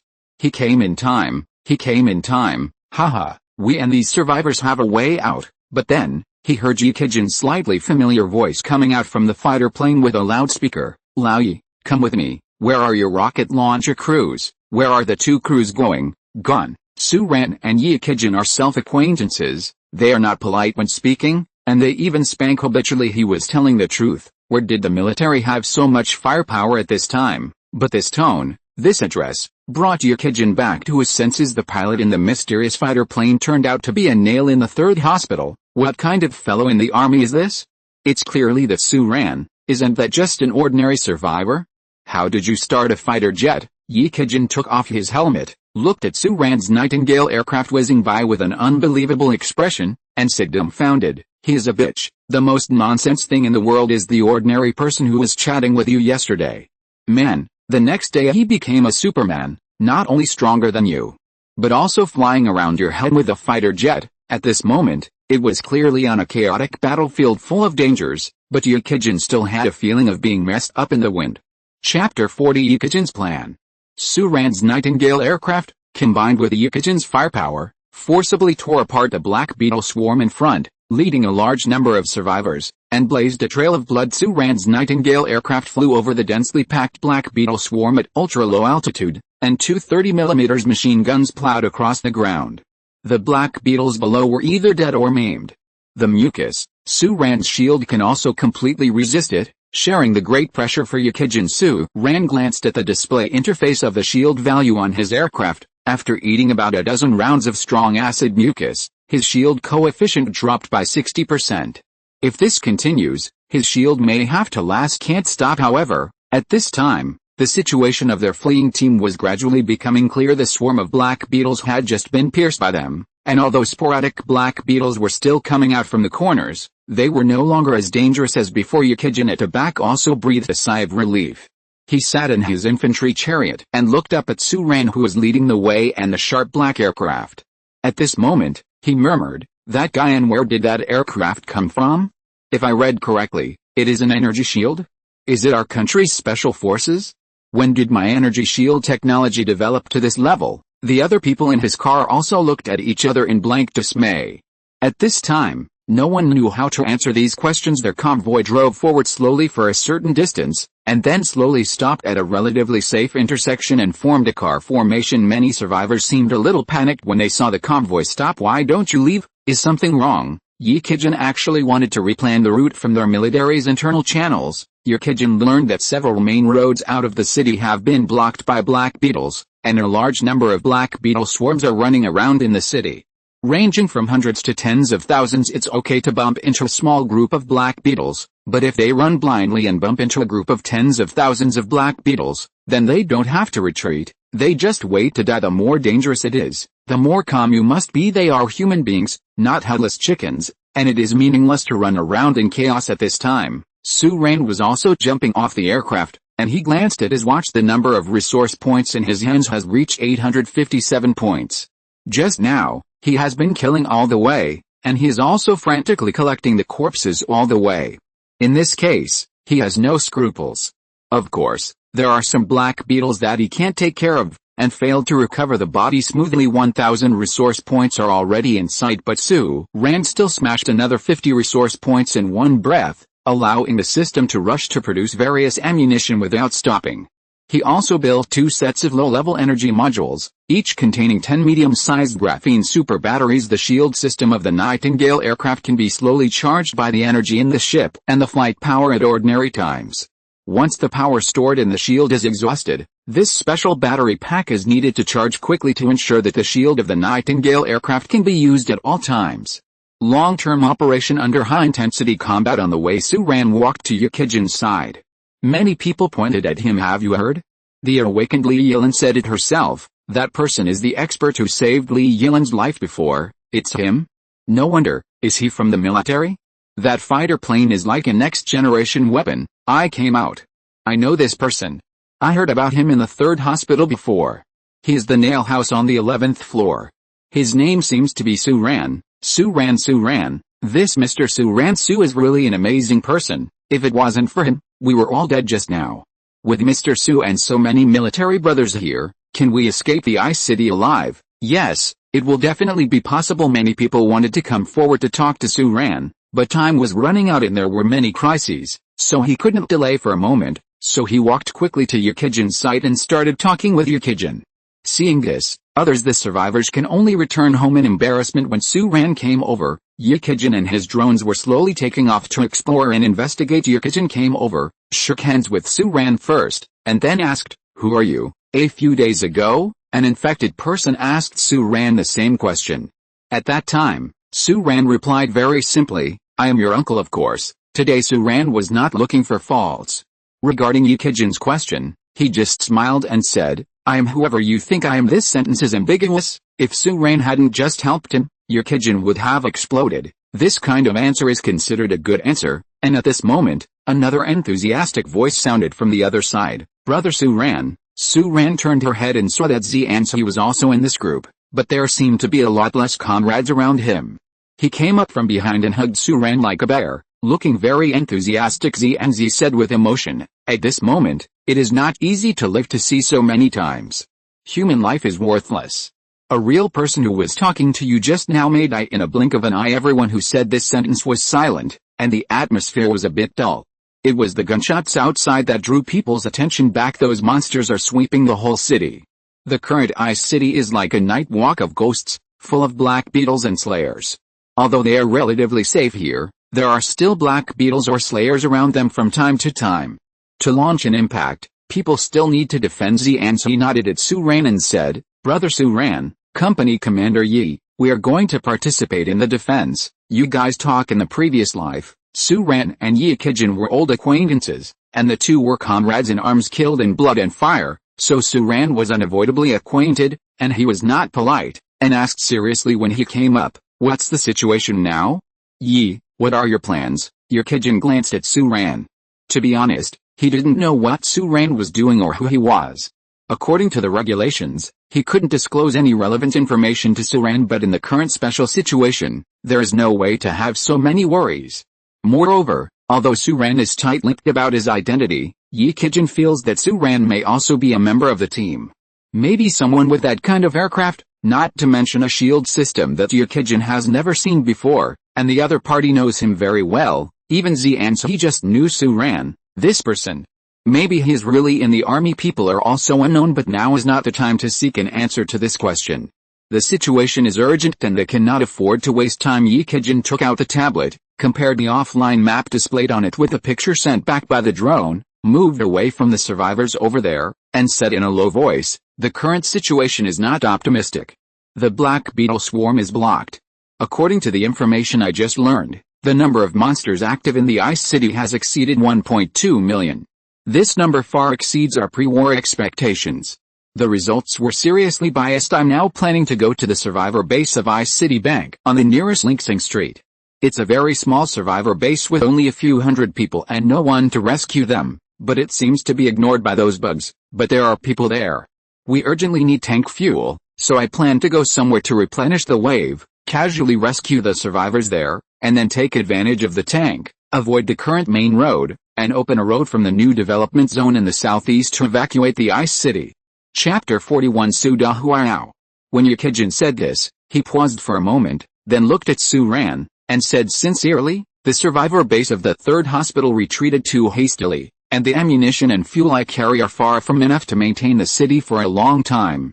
To fight, but to accomplish all of this, Comrade Su, I need your help. Our firepower is far from enough." Su-ran glanced at Yi Kijin. This person was still the same as he remembered. His mission was to evacuate the survivors, and he was determined to carry out this mission to the end, to evacuate the survivors from the Ice City at all costs in this life. Because of Su-ran's attack, the situation is slightly different in the last life. When Su-ran met Yi Kijin, his troops had already suffered heavy casualties, and he still stubbornly wanted to withdraw the survivors, even though he still had no tanks in his hand.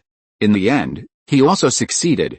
All his soldiers died, and only a dozen of the hundreds of survivors died, and they escaped from the Ice City alive. But that's not because Yi Kijin is stupid, there's really no other way. In the last life, the situation is also the same.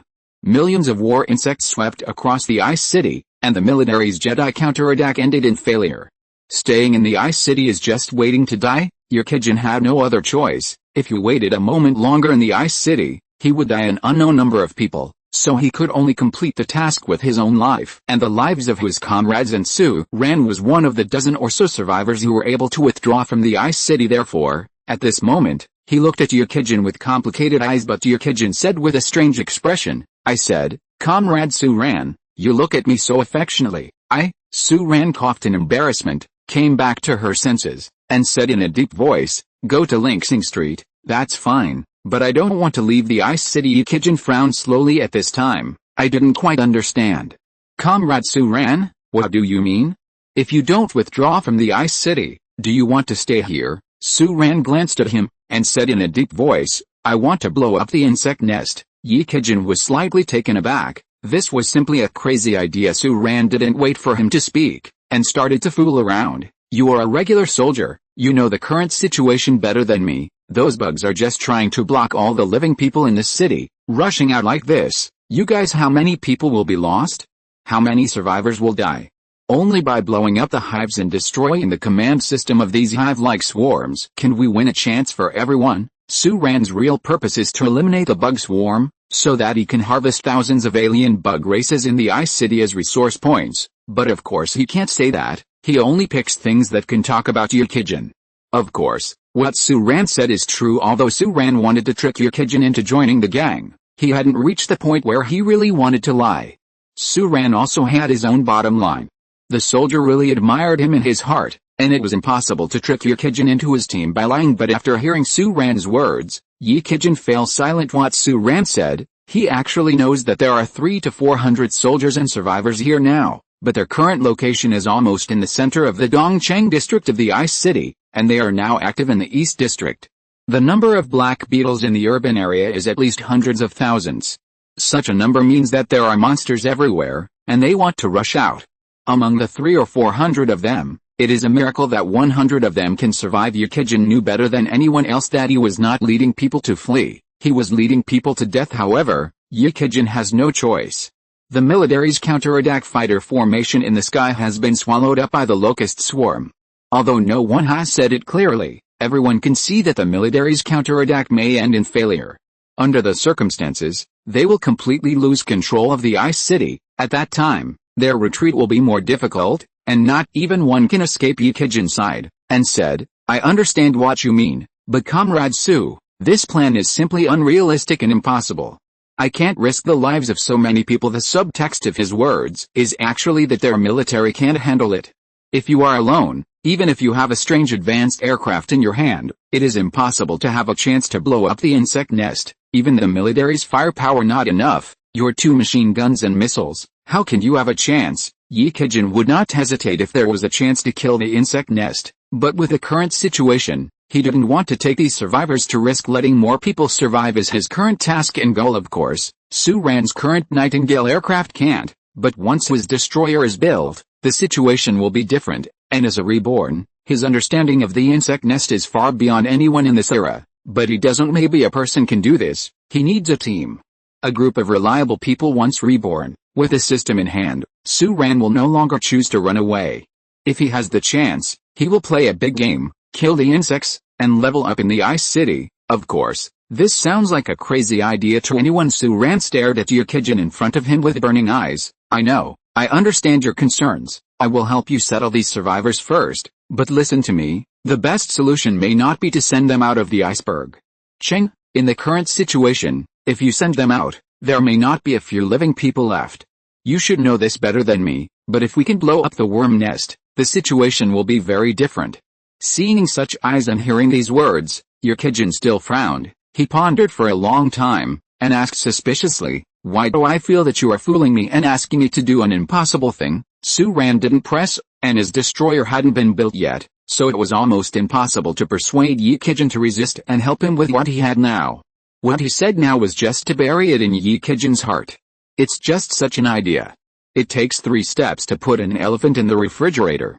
Of course, you can't rush to fool others and yourself, so he said, how is it possible? With a relationship between the two of us, how can I fool you? Lao Yi, you don't worry, you don't need to give me an answer now. We will first withdraw to Lingsing Street to replenish supplies and ammunition according to your plan, and then we can discuss it in the long run. Yukijin looked at Su-Ran suspiciously, and thought, why do I feel like you are fooling me more and more? Also, what is the relationship between us? Why am I not clear at all? But Yukijin didn't say anything after all, just nodded. And said, we don't have much ammunition and tank fuel, and there is no ammunition. Under the current situation, our 2 tanks are almost like scrap iron.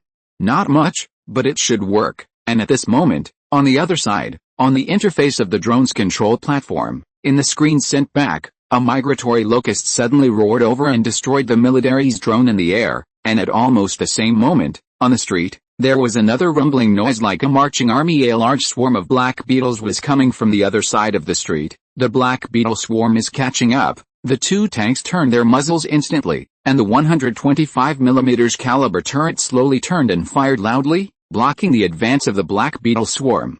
If you're listening to this novel on a channel other than Fanfic World, it means they downloaded and uploaded it without effort.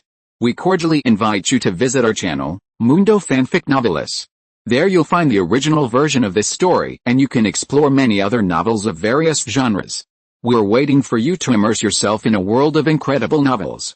Chapter 42. Is there a girl giving chocolates? A swarm of black beetles rushed from the long street. Their names sounded together. Su-ran and Yi-Kijin looked at each other and nodded to each other. Then Su-ran turned around and ran towards the Nightingale aircraft. When Su-ran left, a soldier next to Yi-Kijin looked at Su-ran's back and murmured, "My dear, which unit does this guy belong to? He's about to blow up the insect nest." "Company commander, what's the matter? People are too fierce." If someone said that he was going to blow up the insect nest, the soldier would have ridiculed him long ago, but Su-ran just helped them. The aircraft was weird and powerful, and what Su-ran himself said was so firm and convinced, as if it was true. "It's like blowing up a worm's nest, so this soldier can't be surprised." Yi-Kijin asked back, "Why do you think he is in the army? That aircraft, he can come here with that thing. What if it's not someone in the army?" The soldier just slammed his mouth, but suddenly something happened, and said, "By the way, company commander, you two, is he an old acquaintance? I think he is closer than we are. You two can't be relatives, right? I heard that the company commander doesn't have an older sister. That comrade Su can't be your brother-in-law, right? No wonder I said it was so impolite to talk to you." Yi-Kijin gave him a direct blow to the back of the head. "What are you thinking about? What's not there is, hurry up and move. The Black Beetle is about to kill, and you still have the mind to talk nonsense." In the bottom of his heart, Yi-Kijin felt that although Su-ran looked at that weird aircraft, his acting style and way of speaking were not like those who came out of the army, but rather like those who were active in the Middle East and had great combat experience. Mercenary. However, perhaps because Su-ran knew Yi-Kijin from the bottom of his heart, Yi-Kijin didn't have any bad feelings towards Su-ran, and the current situation is that Su-ran has helped them a lot. Yi-Kijin still has respect for Su-ran in his heart in such a crisis situation. Su-ran has such an aircraft that he can run away by himself without helping anyone, let alone making trouble with the insect nest, and Su-ran is not only here to take risks to save people, but also wants to blow up crazily. Dropping the insect nest in the Ice City, this is not something ordinary people can do. Because of this, when Su-ran said that he wanted to blow up the insect nest, Yi-Kijin was shocked, but he didn't feel that Su-ran was talking nonsense. Yi-Kijin came from a military background, and in this case, of course, the ones he admired the most were those who were willing to take action in times of national crisis, no matter what the identity of the other party is. If he is willing to stand up, he is an extraordinary person. Of course, Yi-Kijin never imagined that Su-ran was not an international mercenary at all. He was just a survivor who is reborn from the apocalyptic slaughterhouse 3 years later. But at this time, a small commotion broke out on Su-ran's side. At this time, they should have retreated first.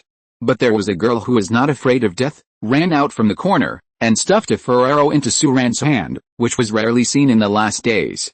He blocked Su-ran's way very coyly, and said, "Mr. Su, thank you. If it weren't for you, I might have been eaten by a black beetle just now." Mr. Su-ran was in a daze for such a title, but this little girl ran away again like the wind, and disappeared into the crowd on the other side in the blink of an eye. But when she came out like this, many survivors, they all surrounded them. A member of the Holy Inquisition, a new church in the last days, even handed Su-ran a strangely shaped sacred object of the Holy Inquisition. The holy object was a silver pendant with wolves biting each other. Under the cover, it even looked a little scary. The priest of the Holy Inquisition made a strange gesture to Su-ran, and said, "I have confirmed to my God, Mr. Su, you will definitely be the one who leads us out of the predicament." Su-ran is still holding the bar of chocolate in a daze at the moment. Hearing what the priest said, he always feels a little familiar, as if heard somewhere. But the priest and the girl made such a fuss, and many people gathered around, chattering. Some were close to Su-ran, some came to think like that girl, and some, even around the priest. "Mr. Su, thank you. You saved our life." "Su-ran, do you still remember me? When I was in the 3rd hospital, I lived in the ward opposite to you. We were neighbors, and you were a key household in the 3rd hospital. I remember you. Just because of our friendship, the Black Beetle came over." "Cover me up, priest. What did you just say?" "Mr. Su, I hope you can continue to escort us with the army." An old lady even came forward tremblingly, held Su-ran's hand, and said, "Thank you, son, thank you, and those soldiers, you have no obligation to rescue anyone. I want to thank you." Although Su-ran spent most of his time in the Nightingale aircraft, it did not prevent him from becoming the target of attention of all the survivors here, especially after Li Yilin, a popular figure, awakened, admitted that Su-ran had saved her. The status in the minds of this group of survivors can be said to have risen, almost becoming a legend. How can a person who has saved the awakened and is now helping the military and driving a mysterious advanced fighter plane not attract attention? Although few survivors have actually spoken to Su Ran, all kinds of news about Su Ran spread quickly. Even Li Yilan knew that Su Ran had the nickname of Nail House in the 3rd hospital before, and before that, Su Ran saved many people, and many of them were grateful for his kindness. Secretly, these people knew Su Ran's name, and they would not call Su Ran abruptly, but would rather say Mr. Su, whether it is before the end of the world or during the end of the world. In times of crisis, it is right for others not to help you. If others give you a hand, that is love. Everyone says that in the last days, morality is degraded and everyone is selfish, but that may not be the case. If it is true overnight, everyone will become a monster that eats people and does not spit out bones. What is the difference between humans and beasts? Years of education and thousands of years of culture have all become jokes. In the last days, the sky is cold and the blood is cold, but people's hearts may not be cold. But there were also some people who came up from the corner, took Su Ran's hand, and said, "Su Ran, right? Let me tell you, I'm the big boss, and I can give you as much as you want. If you can take me on your fighter plane, I will give you my company." Apparently, the boss who squeezed out from the crowd took a fancy to Su Ran's powerful Nightingale aircraft that could fly across the sky, so he wanted to come up for a ride. But now it's the end of the world. And the money in the pre-apocalyptic era is no different from dung. This boss is obviously still living in his own fantasy. Chapter 43 Ambitious Girl. The little commotion on Su Ran's side has already attracted everyone's attention. Yukijin boarded his military off-road vehicle and shouted directly, "All survivors, please find a vehicle to board the vehicle immediately. Our convoy is about to leave. Anyone who doesn't want to die at the feet of the Black Beetle, hurry up." At the back of the team, Li Yilan was about to board the car. She turned her head and took a look at Su Ran. Just as she saw Su Ran walking towards the Nightingale aircraft with a box of chocolates in her hand, she suddenly thought, "Why didn't I think of that? If I go up to give a box of chocolates, won't I be able to talk to Su Ran?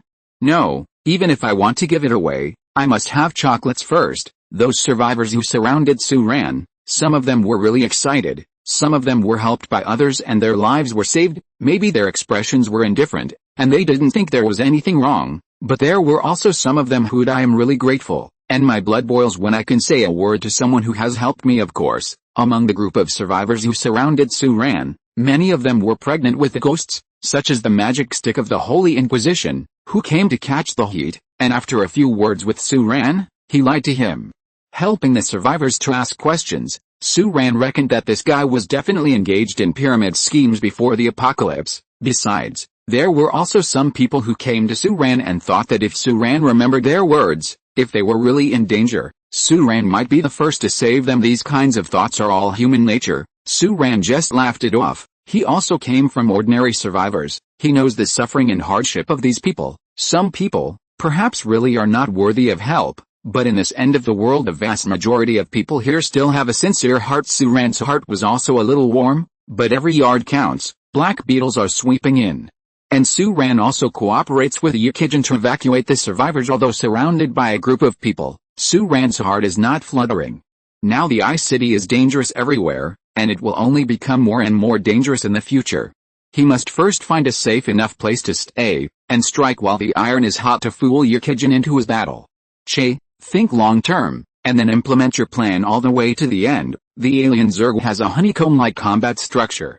The insect nests all over the world form a combat network around the Earth. Each local insect nest is a node, which governs one side of the war insects. If Su Ran can blow up the Ice City insects, the nest, the entire command system of the Civil War insects in the Ice City will be paralyzed for at least a month, and within a month, those black beetles and migratory locusts with low IQs will completely become a mess and can be slaughtered by Su Ran at that time. The speed at which he hunted and killed black beetles to accumulate resource points would be no different from that of harvesting wheat. It is not Su Ran's goal to blow up the Ice City's nest, but to harvest resource points after blowing up the nest is Su Ran's goal. Now the Ice City is in chaos, the military command system is in chaos, and the survivor convoys are like isolated islands, struggling to advance in the wave of black beetles.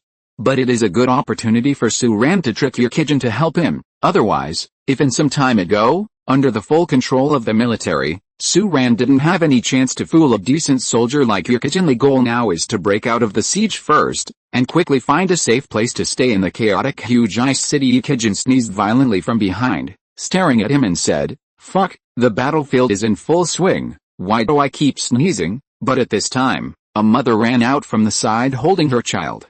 The mother ran to Su Ran's side, grabbed Su Ran's hand, and cried, "Su Ran, Mr. Su, can you let my daughter board your fighter plane? She is only 8 years old, if she dies in this last world. I beg you, please." The mother was probably in her 30s, and she had a 7 or 8-year-old daughter by her side. Her appearance made the survivors who had just dispersed turn their heads and look this way. Many people feel that Su Ran's Nightingale flying machine hangs high in the sky and has a powerful firepower configuration. It is a rare security guarantee in the last days. Therefore, when they heard that this mother wanted to board Su Ran's fighter plane, many people showed eagerness. Su Ran frowned. To be honest, he wanted to give the mother and daughter a hand. This mother is thin, but very temperamental. Her clothes are also high-end brands, and she should be a decent person before the end of the world. At this time, she almost kneels down to herself, and her request is not too much. She just wants to treat her daughter, take to a safe place, and her daughter is only 7 or 8 years old, with a pair of big eyes, looking a little pitiful. But Su Ran knew that his Nightingale aircraft might not be safe. Now the locust swarms were fighting with the military. Once the locust swarms freed up, his Nightingale aircraft flying in the sky would become a living target.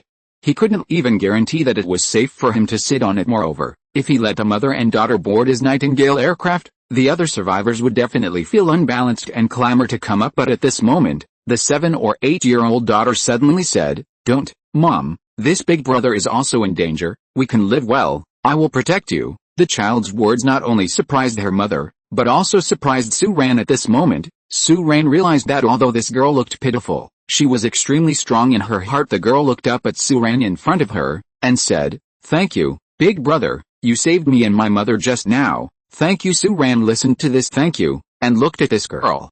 After living for more than 20 years, he didn't know how to respond to this thank you at this time. The girl's mother also realized that she seemed to have figured it out, picked up her child, said nothing, just bowed deeply to Su Ran, hugged her child, and disappeared behind among the crowd of survivors who boarded the car one after another. In the last days, everyone may be a fugitive in a hurry, but there are always some people, no matter how embarrassed they appear, they can always live like a person. Su Ran looked at the backs of the mother and daughter, but was lost in a daze, and then laughed out loud, turning her head and boarding her fighter plane. At this time, he suddenly remembered why the words of the priest of the Holy Inquisition that fooled him sounded familiar. "I have confirmed that sentence to my God, Mr. Su.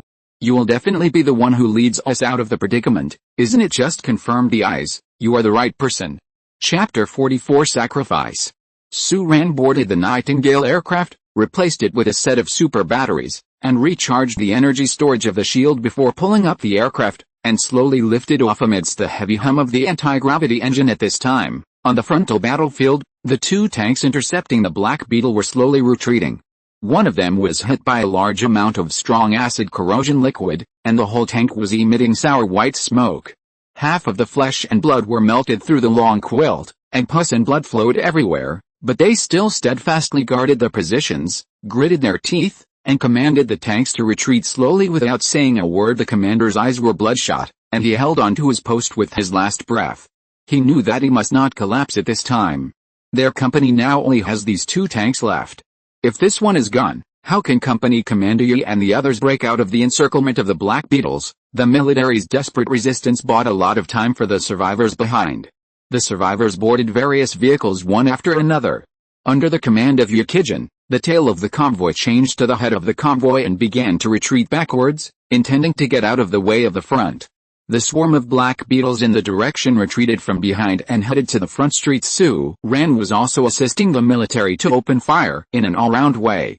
After taking off, he immediately fired 4 Firebird missiles before and after reloading in an instant. With the sound of the explosion, the entire long street was engulfed in a sea of flames, and the billowing smoke of the explosion rose into the sky, providing an environment for the two tanks and the infantry accompanying the tank to retreat in the rear convoy. Sporadic Black Beetles and Slayers also came out.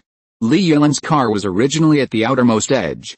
At this time, she pushed all the way to the front, and she leaned half of her body out of the military car she was in.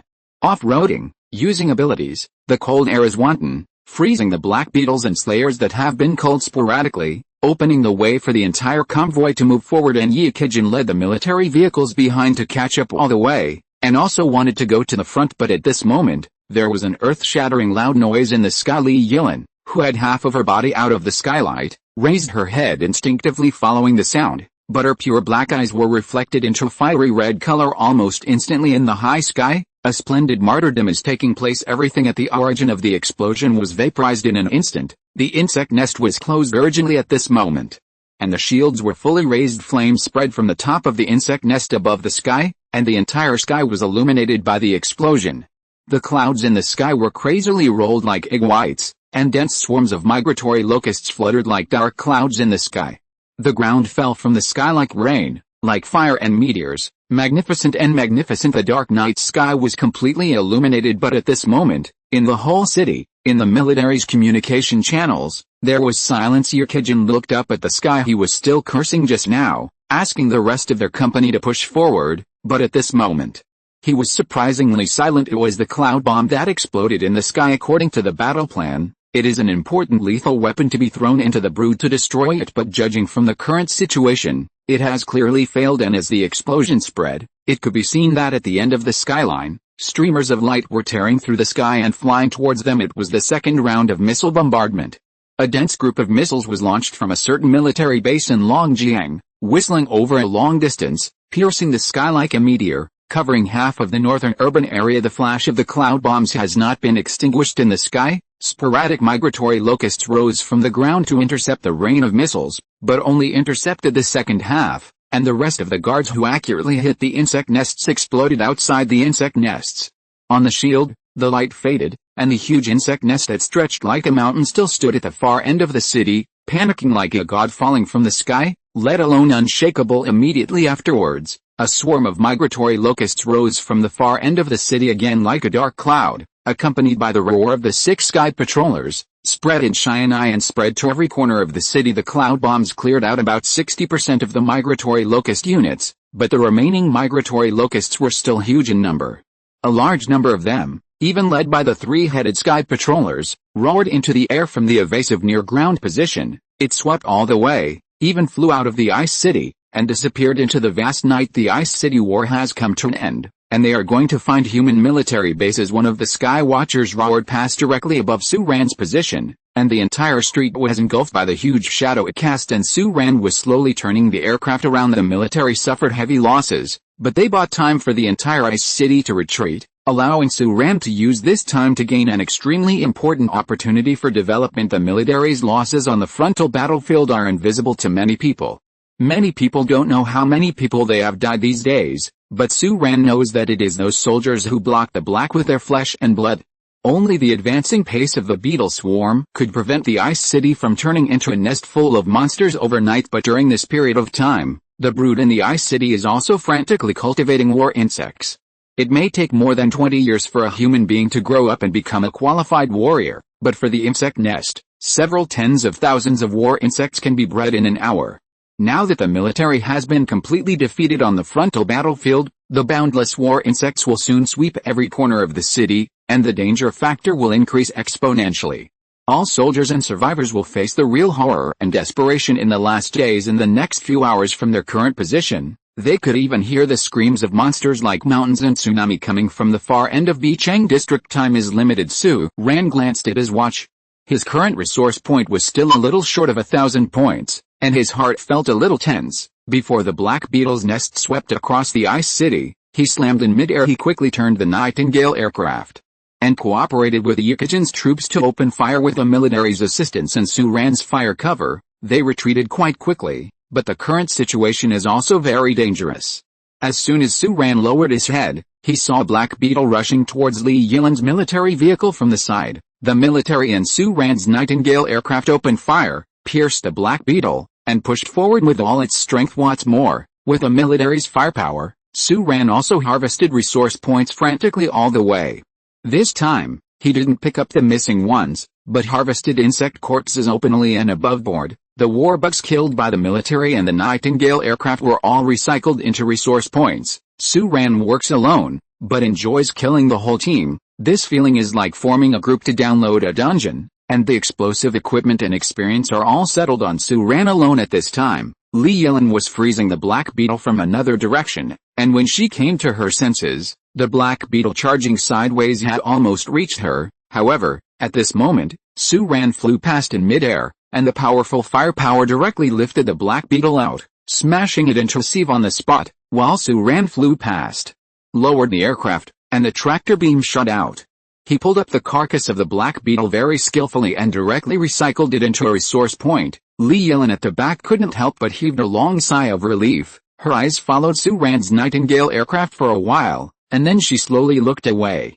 For some reason, she felt that her little heart was beating inexplicably fast. Chapter 45 Dawn in number 039, Bother Me.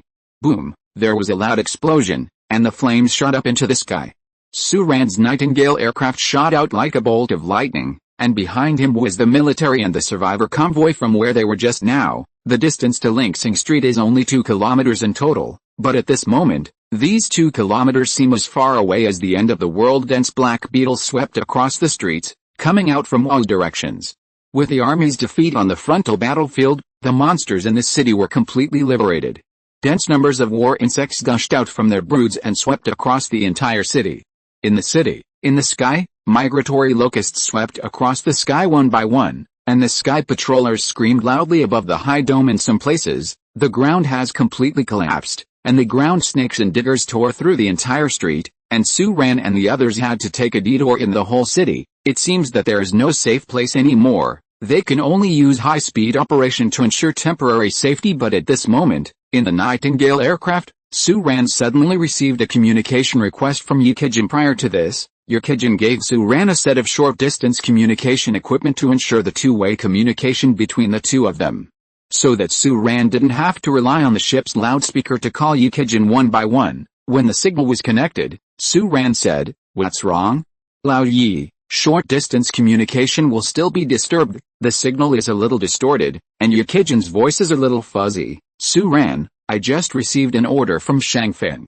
Immediately move to important agencies and departments, and evacuate the relevant personnel there." When Yikijin contacted him, Su-Ran thought it was something else, but he didn't think it was just a transfer order. It would take at least 8 or 9 kilometers to run from here to Zicheng district, and in that case, he would abandon Yikijin and Li Yilin here. Su-Ran glanced at his watch. After all the blood killing, his resource points have reached 921. And 1,000 resource points are far away. There must be a reason for the military to want him to go for reinforcements, but in the current situation, why is there no need for reinforcements here? Su-Ran didn't speak for a while, and Yikijin remained silent. In the bottom of his heart, he didn't want Su-Ran to leave here. First, he really needed force here. Second, the current situation, even if it was Su-Ran, running for 8 kilometers to Zicheng district may not be able to save people, and, to put it bluntly, Su-Ran may not be able to successfully kill the 8 kilometers. The communication between the headquarters and the combat units in the Ice City was intermittent, and the various command levels in the Ice City were almost the same. The headquarters in the rear might not know what the situation here was, but at this moment, Su-Ran said, "I won't go. I don't agree. Let them find someone else. It's too risky and meaningless." Hearing what Su-Ran said, Yikijin breathed a sigh of relief in his heart, but he was still a little speechless and said, "You just let me reply like this. I don't know, Lao Yi, you can reply as you like. I'm killing insects to open the way. Don't bother me if I have nothing to do." Su-Ran said, interrupting the communication directly. That being said, in fact, Su-Ran is in charge of harvesting resource points.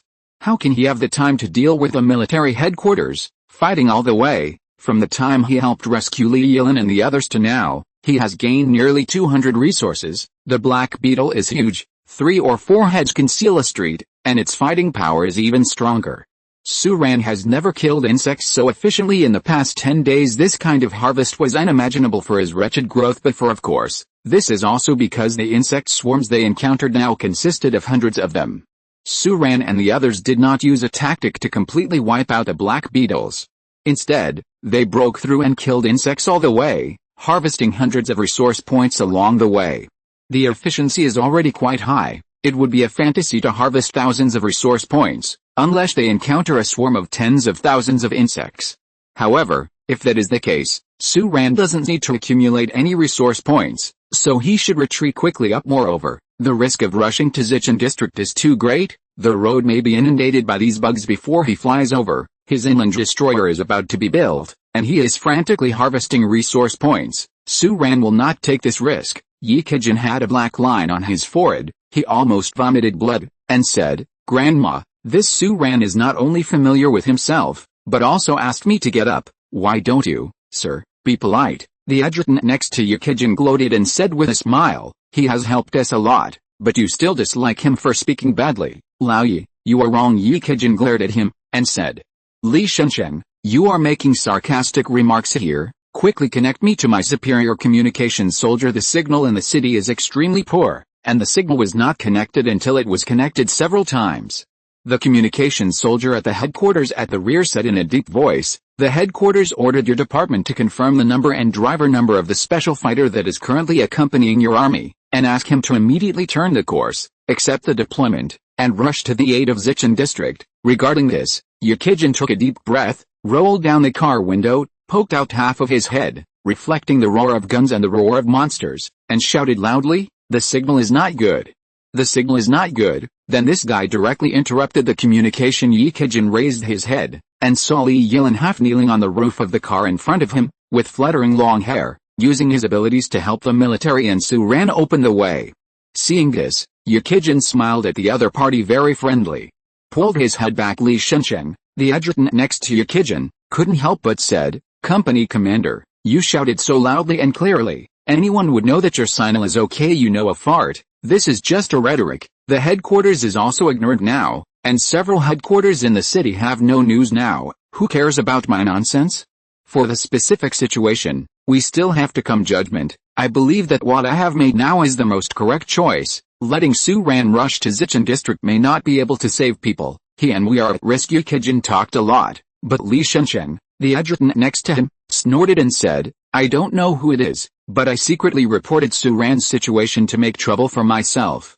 And now I'm saying that the headquarters didn't use." Yi Kijin's face darkened a bit, and he retorted depressedly, "Okay, next time something like this happens, don't report it, and don't ask your superiors for instructions." As he said that, he turned his eyes out of the car window, compared the electronic map in his hand, and drove back and forth for more than 10 minutes.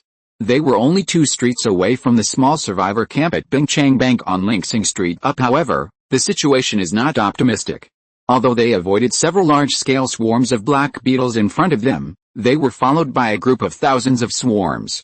They couldn't get rid of them, is also a big problem. Yi Kijin raised his eyes and saw that even the shield on Su-Ran's fighter plane was flickering slightly.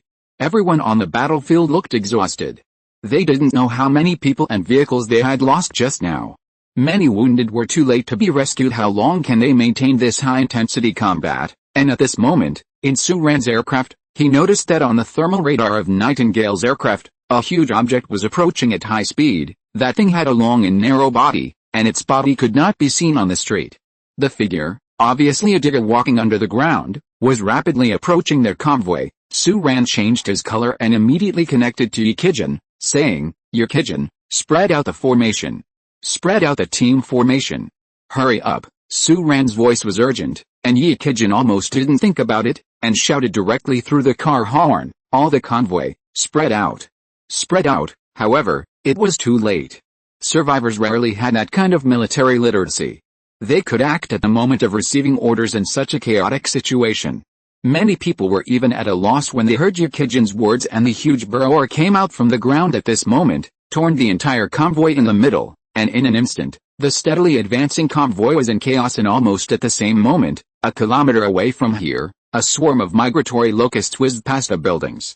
The sound of dense wings flapping made one's scalp tingle, and the whole street was full of strange shadows of these locusts. They flew towards Linxing Street at high speed, and within half a minute, they could hit Su-Ran and the military convoy head-on. And at a farther position, a dense swarm of black beetles surged like a tide, flocking to this area frantically, densely packed, tens of thousands. With the collapse of the frontal battlefield of the military, the insect swarm began to gather troops to strangle all the escaped convoys of human survivors.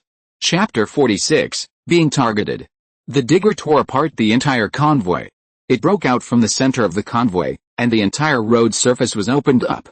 The long fleeing convoy was instantly blocked into two parts, the front and the rear. A bus in the middle was blocked by the huge burrower swallowed it in one gulp, and the living person and the car body were chewed by densely packed teeth. A large amount of plasma flowed out from the burrower's huge mouth, dyeing the monster's pale body a shocking blood red. The entire convoy was in chaos in an instant. This long street was instantly divided into two parts. The main forces of the military, such as Yukijin, who was leading the way in the front of the convoy, were basically on the east half of the street ahead, but on the west half of the street, most of them were ordinary survivors, only a small number of combatants, and now they were intercepted by the convoy. In the second half, the survivor convoy on the second half of the street was facing the earth-digging insects, and behind them was a swarm of black beetles approaching inch by inch. There were not many fighters around them, and they were directly trapped in it. There is no way to go to heaven, no way to go to earth. The situation is critical, and at this moment, on the first half of the street, Yukijin's infantry vehicle stopped first and gave an emergency order.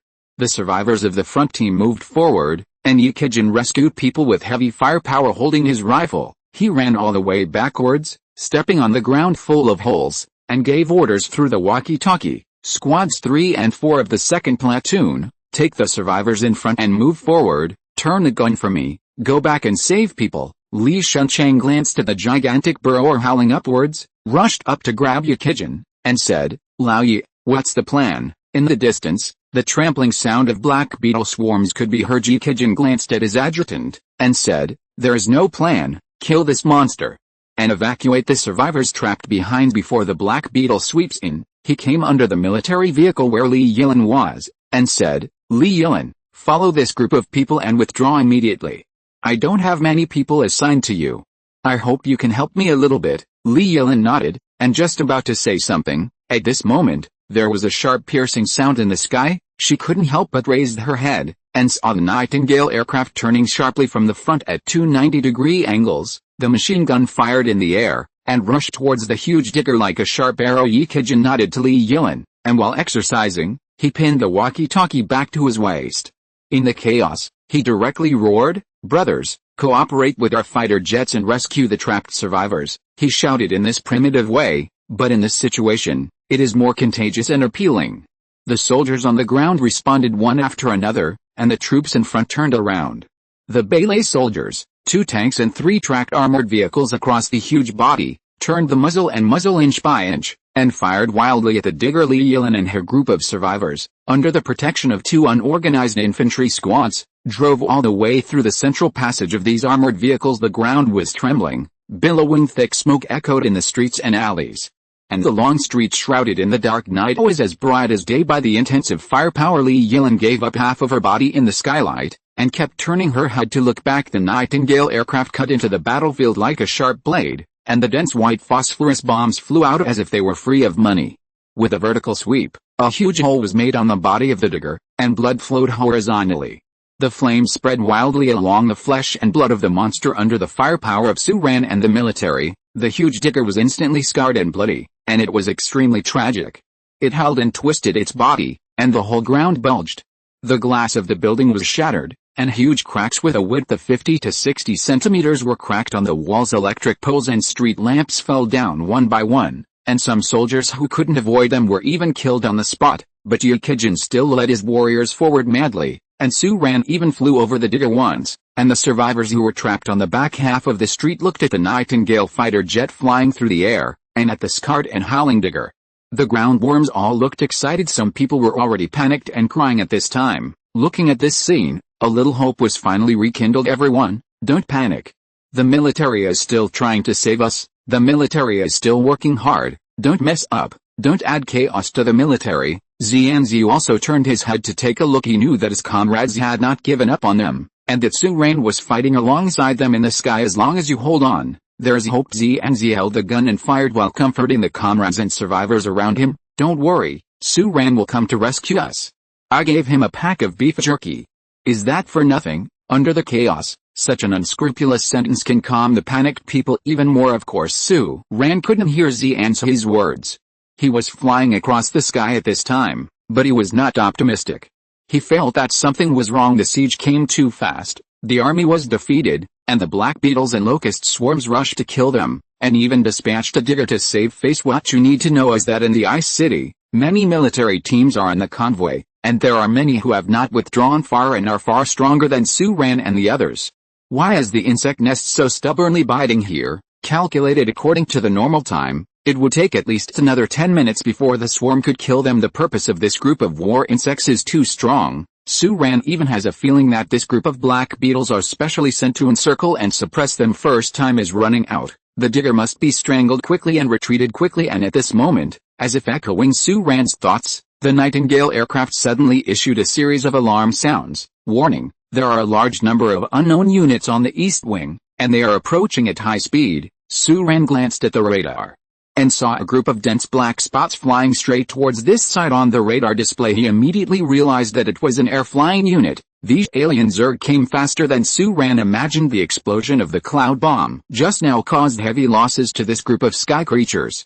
With insufficient troops, why did they want to stare at the small fleeing convoy in their own area? 2 tanks, nearly 1,000 survivors. This scale is definitely not conspicuous in the current tide of fleeing and retreating in the Ice City. Su-Ran raised her head, and saw hundreds of migratory locusts flying towards the top half of the street facing east. The sound of these monsters' wings flapping resounded throughout the street.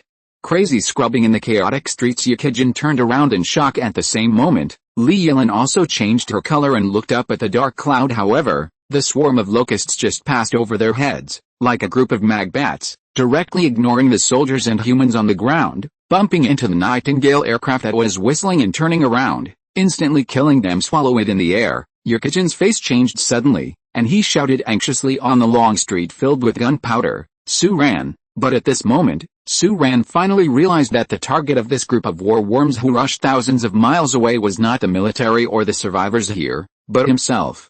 Chapter 47: The Lightning That Tears Apart a Battle Formation.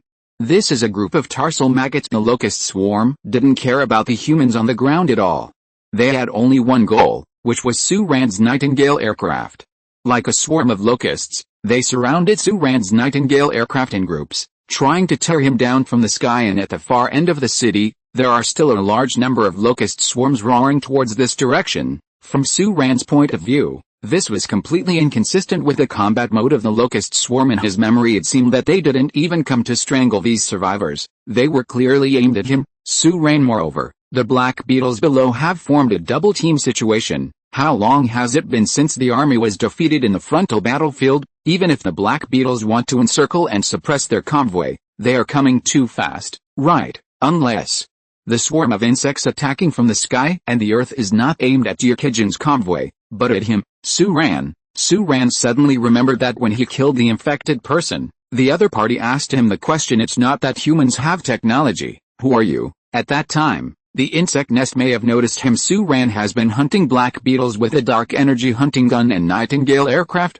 and it is impossible not to be noticed. But in Su-Ran's mind, he is only one person and one machine, so he should not be valued by the insect nest. But at this moment, he realized that he might have guessed wrong. In fact, for the hive, the appearance of a technology that is ahead of the Earth's technology is likely to be the intervention of an alien civilization, or even a civilization that is more powerful than the hive.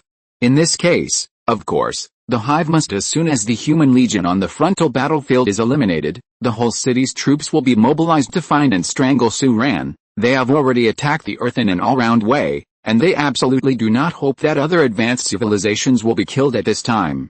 The most important thing is that even if the civilization of the hive is stronger than the Earth, it is not much stronger. Once more powerful civilizations arrive, they will also likely to be swept away, and these are the concepts of the universe that Su-Ran, a pure human who was born and raised on the Earth, hardly has in the current critical situation. Su-Ran didn't have time to think about these details. Being regarded as a thorn in the side of the insect nest will disrupt Su-Ran's entire plan. This swarm of migratory locusts enveloped them like a dark cloud. Their bodies were clinging to Su-Ran's Nightingale aircraft. The tails of their knives crisscrossed back and forth on the shield, and they sprayed a large amount of strong acid and corrosion liquid. Speed drops. Su-Ran raised the altitude immediately, and these dense swarms of migratory locusts followed him into the sky. His machine guns couldn't hit the locusts behind him, so he could only ascend on one side. using the maneuverability of the Nightingale aircraft, quickly opened the distance, then adjusted the direction of the Nightingale aircraft, and fired rapidly, sweeping the frontal locusts to death. But these migratory locust swarms, as if desperate to die, clung to Suran's fighter plane, using their lives to consume the shield system outside the Nightingale aircraft, and as living organisms. Their maneuvering in the air was even faster than Suran's. The Nightingale aircraft was faster. When there were a large number of locust swarms, Suran was able to shoot and kill batches of locust monsters by quickly opening up the distance. But as the number of migratory locusts decreased, they flew close to Suran's aircraft.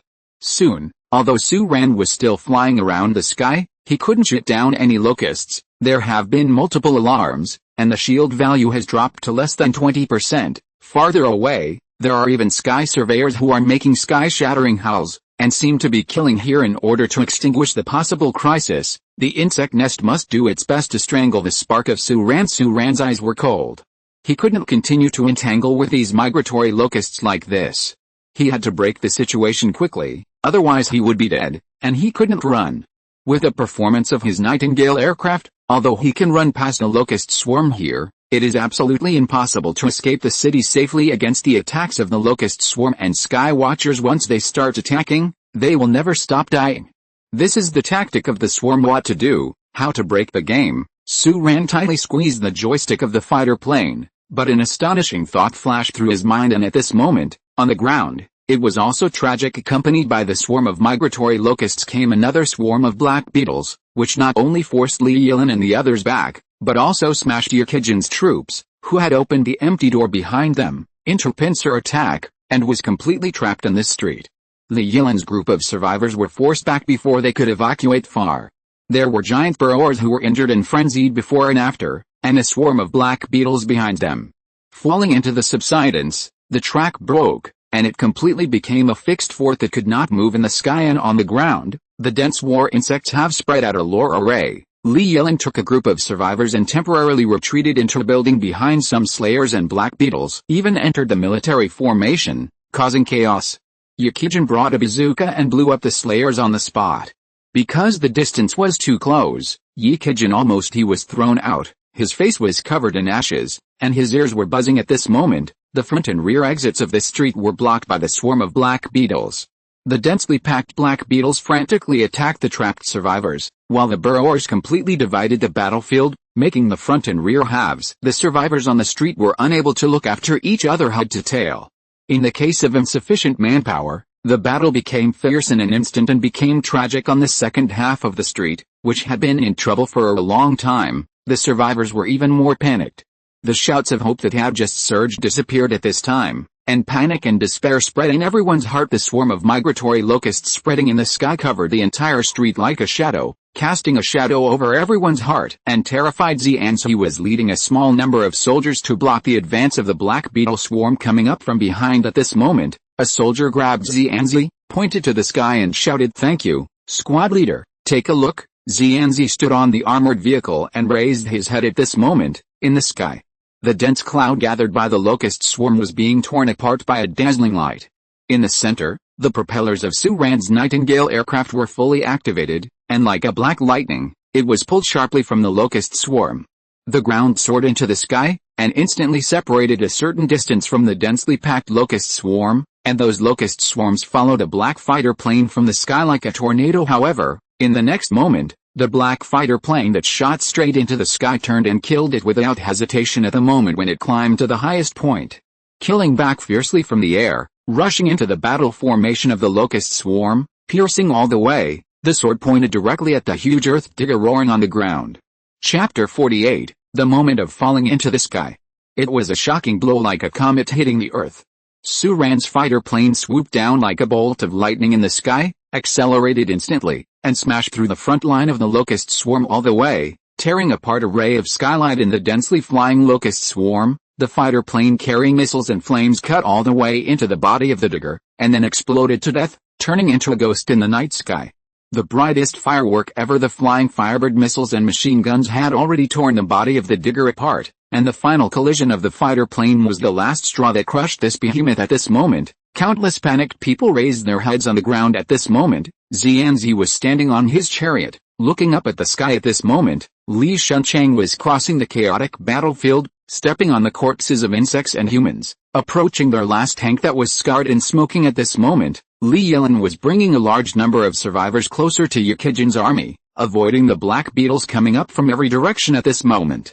Yukijin was retreating with the support of Li Shunchang. Whether it was a soldier or a survivor, this scene was deeply imprinted in their eyes. Seeing this tragic and magnificent scene, Xianzi's blood boiled with excitement, his hand holding the gun tightened, and he even wanted to go out and fight the Black Beetle desperately. And that burrower has already been scarred, and there is no possibility of surviving under such a blow. Half of the digger's body was blown to pieces in an instant, and a large amount of blood gushed out of the digger's body in an instant. Su Ran's nightingale flyer was like a scalpel, and half of the head of the burrower was cut off abruptly.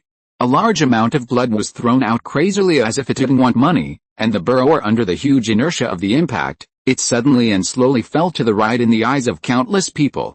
Amidst a loud noise, the building collapsed with a bang. The Nightingale aircraft completely disintegrated at the moment of impact, turning into fragments scattered all over the sky, falling to the ground accompanied by blood immediately afterwards. All of these were engulfed by the dust wave caused by the collapse of the building. The overwhelming dust wave instantly engulfed half of the long street, submerging all humans and monsters in it. This is Su Ran's way to break the situation. Aren't you staring at my fighter plane? Alright, since I can't run, then I won't run.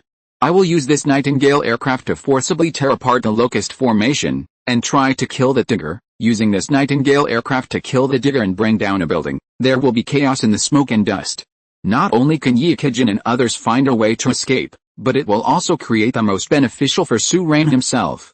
Great chaos. Let yourself disappear completely from the most eye-catching position, and disappear into the howling and surging fleeing tide. Let's see how these monsters still find him. A Nightingale aircraft with 100 resource points broke through the whole situation. Anyway, at this pace, his fighter plane will also be shot down, so why not use it to its maximum effect? Yukijin's hoarse voice was resounding throughout the battlefield. Everyone is there. Organize the survivors to evacuate from the direction of the collapsed building. He pulled Li Shunchang, who was close at hand, and said, "Where are the tanks of old Liu? Tell them to go to the building and make a way out. Also, tell everyone, when you go out, look for it." Su Ran. Li Shunchang nodded vigorously, turned his head and ran into the dust wave. An army composed of Black Beetles and Slayers is coming from behind, strangling together with a large number of escaped survivors and soldiers. In the smoke and dust, there is chaos, and the convoy rushes out frantically. All the survivors are looking for Su Ran. No matter who attracted these monsters, Su Ran did open a way out for them. Again, many people hoped that Su Ran would still be alive after the crash. What's more, it was Su Ran who made it here at this moment. Countless survivors were boiling. Run. Run. What about the car? How can we run without a car? Forget about a car. Let's go. The Black Beetle is about to kill it. Is Su Ran still alive? Is he still alive? Su Ran. Li Yilin found a motorcycle from nowhere, and aggressively entered the ruins, also looking for Su Ran's figure. In the billowing smoke, in the howls of monsters and the miserable howls of humans, many people shouted Su Ran's name one after another. In the boiling dust waves, it seemed that they were shouts from another world, but no one dares to stay with this for long. The Black Beetle was chasing after him, and there was a swarm of locusts roaring in the sky. If he slowed down for a moment, he might be surrounded and strangled again. At that time, Su Ran's collision would be meaningless amidst the shouts. Military vehicles and civilian vehicles with many scars were rushing out of the smoke and dust, and retreated towards the direction of Linxing Street. Yukijin sat in his car and slowly gave a military salute to the smoky street behind him. Regardless of whether Su Ran is still alive or not, this is his respect. The boldness and determination of this strike are not something anyone can achieve at this time. Su Ran was already on the other side of the street and the ruins. At the moment of impact, he ejected the escape pod, and the escape pod hit the ruins and was blocked. On the other side of the street, despite this, under the impact, he was dizzy for a while. His head was buzzing, as if 10,000 flies were flying around in his head, and his tinnitus was also very serious. Outside sounds seemed vague and distant, and from the gap he cleared, a large number of cars and people are rushing out. In the billowing dust waves, everyone is like a headless chicken, rushing out frantically when they find the right direction, while the Black Beetle swarm had already been strangled together with the survivors, and among the fleeing survivors, there were even a large number of Black Beetles and slaughterers, killing people everywhere in the dust wave. There are also surviving migratory locusts, And they are also culling survivors everywhere. The soldiers of the military were firing randomly, and through the dust waves, they could see the bright light of the guns firing. Su-ran even heard someone calling his name in the smoke. He shook his head, trying to wake himself up. A soldier spotted him and shouted something excitedly. From the shape of his lips, he seemed to be saying, "Squad Leader Z, I found him. I found him," but in the blink of an eye, this soldier was swept into the sky by a roaring locust. This scene made Su-ran wake up in an instant. He chased 2 steps forward with tears in his eyes, trying to save the soldier, but in the dust wave, the soldier in the locust that swept him away disappeared in the blink of an eye. Standing in a cloud of smoke and dust, the screams of monsters and strong winds echoed in his ears. Looking at this tragic battlefield, he suddenly remembered a line of lyrics before the end of the world. So are you gonna die today or make it out alive? Today, will you lose nothing, or will you win a piece of the world? Su-ran's fists in her sleeves were clenched inch by inch. Today his Nightingale aircraft crashed here, but it won't be long before he will fly to the top of the Ice City on a more powerful battleship. If you're listening to this novel on a channel other than Fanfic World, it means they downloaded and uploaded it without effort. We cordially invite you to visit our channel, Mundo Fanfic Novelis. There you'll find the original version of this story, and you can explore many other novels of various genres. We're waiting for you to immerse yourself in a world of incredible novels. Chapter 49. Is this still human? Su-ran took a deep breath. His brain regained consciousness in an instant. Everything around, as well as various sounds, became clear again. At this moment when Su-ran heard the cry for help, she turned her head and saw a mother stumbling over with a girl. Su-ran knew the mother and daughter. They were the 2 who wanted to board his Nightingale aircraft. The mother's face was full of pain. When she got closer, Su-ran saw that she had been hit by the strong acid corrosive liquid of the Black Beetle on her stomach, and her whole body was almost melted. According to normal circumstances, with such an injury, she would lose her mobility in an instant and die in a few minutes, but she took her daughter and ran all the way. The moment she saw Su-ran, she felt like a pinch of sand. The person who came out collapsed, but she didn't seem to care about her injuries at all. She pushed her crying daughter towards Su-ran, and opened her mouth as if she wanted to say something, but her mouth was full of blood.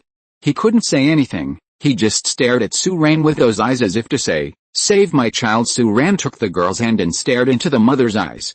She wanted to say a lot, but in the end she only said one sentence, one word at a time, "I won't die, she won't die." The dying mother finally smiled at the moment, her lips moving as if to say thank you. The girl howled, becoming a different kind of mournful cry in this world full of guns and wailing. If the mother and daughter could come to Su-ran's side sooner, they wouldn't have to die here like this. However, in the last days, such deaths abound, and Su-ran cannot save everyone. Why should such a decent and living person die in such an era in such a shabby appearance? But Su-ran raised her head vigilantly because behind the mother and daughter, a Black Beetle was following. The Black Beetle chased a mother and daughter like cat and mouse. Watched them struggle to escape, and planned to kill them at the end. But at this moment, there was a roar of motorcycles from the smoke. Li Yilin drove the motorcycle all the way over, took a look at the situation in the field. The Black Beetle that was staring at it, changed its color, and stretched directly towards Su-ran. Shot out, said, "Come up." However, Su-ran just put the girl's hand in Li Yilin's. The next scene made Li Yilin turn pale with shock because Su-ran took the initiative to rush towards the Black Beetle. The Black Beetle also let out a sharp howl and charged towards Su-ran, but what happened next was almost beyond Li Yilin's cognition. Su-ran and the Black Beetle bumped into each other with a loud bang, and Su-ran's body took a step back. The Black Beetle was knocked back more than 3 meters and let out a horrifying and mournful howl. The Black Beetle seemed to never have expected that it would be knocked into the air by a human being who allowed them to slaughter it. The Black Beetle's individual intelligence is not high. This sudden situation made it a little dazed and a little surprised, but then it opened its mouth, and spit out a mouthful of strong acid corrosive liquid in an instant. At close range, no one can escape the high-speed strong acid corrosion solution. However, with the addition of the dark energy armor, Su-ran's reaction speed and movement speed were also greatly improved. In an instant, he let go of the Black Beetle's strong acid spit, rushed up, and bumped into the Black Beetle's body again.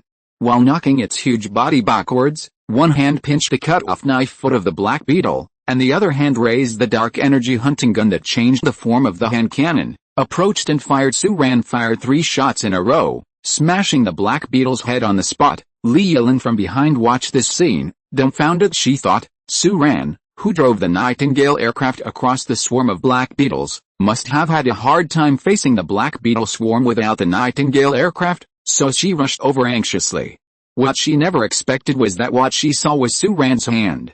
The scene of tearing up the Black Beetle, is this too exaggerated? This person, sitting on a fighter plane, is a Black Beetle hunter who crosses the sky, and when the fighter plane crashes, he is also a ruthless person who can single out the Black Beetle. Is this still a human being? Are you sure this is still a person? Among the awakened people in Bingchang that Li Yilin had heard, there was no such ruthless person. At this time, Su-Ran was walking back from the front and took the little girl's hand. That girl was stronger and calmer than Su-Ran imagined. She didn't even cry at this time. She looked up at Su-Ran, pursed her lips and said nothing. Su-Ran took her hand and smiled, said, "Watch me do a magic trick for you." Saying that, Su-Ran directly raised his hand, and stretched out his hand towards the dead digger and the gradually dispersed dust wave. In an instant, the watch shot out a ray of light, and the corpse of the digger disappeared in an instant. Seeing this scene, the little girl couldn't help but widen her eyes, while Li Yilin looked at Su-Ran even more suspiciously. Wherever Su-Ran passed, the corpses of the Black Beetles would disappear mysteriously.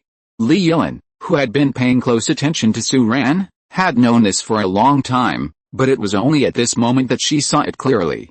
The light from the wristwatch on her wrist took away the corpse of the digger, and she couldn't help being curious. What was that? How could they take away the corpse of such a big monster? Who is Su-Ran? But Su-Ran was picking up the girl, sat down behind Li Yilin, and said, "Let's go." Su-Ran was delayed here for quite a while. Most of the military and survivors had already withdrawn, half of the smoke and dust had dispersed, and there were only scattered people left on the exposed streets, while a large number of the Black Beetles were coming from behind the gap. From their position, they could even clearly hear the dense neighing of the Black Beetle swarm behind them. Hearing this, Li Yilin was stunned for a moment, probably because she was too surprised. Her head froze, she didn't react, and asked stupidly, "Where are we going?" "Go to Linxing Street."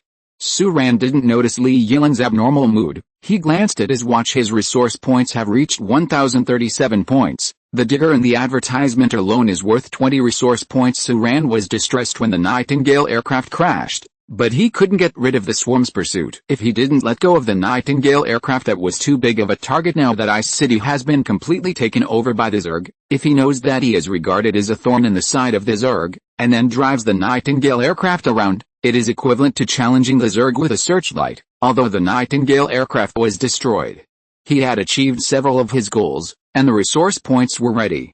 His inland destroyer was ready to be manufactured, and it was close at hand. To Su-Ran, this was not in vain. This battle behind the big profits, there must be huge risks. Su-Ran was also prepared for this, but in today's battle, he asked himself if he could earn money without losing money. How long will it take? In less than an hour, nearly 300 resource points were obtained, equivalent to 3 Nightingale aircraft, and the efficiency was far higher than before. Moreover, as a reborn person, Su-Ran is very clear that after tonight, the human military power in the Ice City will enter an unprecedented period of weakness. For the living survivors, the situation is no longer what it used to be, and it will take a sharp turn for the worse, and it will no longer be possible to develop slowly and wretchedly like before. There are fewer and fewer living people, and more monsters. The cold winter in the Ice City is coming. Su-Ran will not take advantage of the present to make a fortune, and later, on the premise of not destroying the insect nest, he wants to accumulate resource points. It's even harder. What's more, the insect nest has already set its sights on Su-Ran, and it will become extremely dangerous to hunt Black Beetles in the future. Su-Ran said, "Yi Kejin told me before that there are supplies in Linxing Street. Now the military tanks are basically scrapped, but the ammunition in Linxing Street can be used for detonation.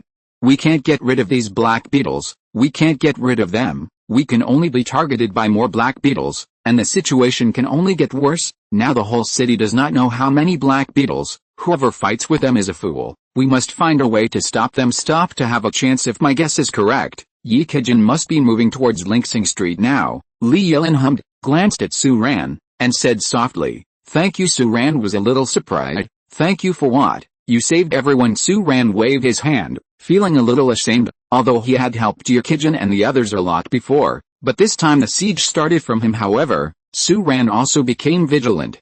The behavior of the insect nest was obviously more cautious than he expected. He was just a special person in the human tide, and he was noticed. For a while, A large number of troops were stationed to strangle him. Your uncle said that the alien was cheap, and it really wasn't in vain. Suran was worried that the Black Beetle that he had killed with 2 shots just now would also attract the attention of the insect swarm of the biological network, so he immediately said, "These are not important, this place is not suitable for a long time, we must withdraw immediately." Chapter 50. The atmosphere is awkward. A swarm of black beetles is sweeping up from behind. Suran picked up the hand cannon in his hand and sat firmly on Li Yilan's motorcycle. He instinctively wanted to stretch out his hand and grab Li Yilan's waist as a fixation, but when he stretched his hand halfway, Suran felt that something was wrong, so he took it back, hugged the little girl sandwiched between him and Li Yilan like a sandwich, took a deep breath, and said, "The wind is blowing, hurry up, the dust wave has not yet dissipated, and a large number of black beetles and migratory locusts are raging in the billowing smoke and dust. Many survivors and soldiers are trapped and have not had time to evacuate, but those people, Suran, can't control them anymore.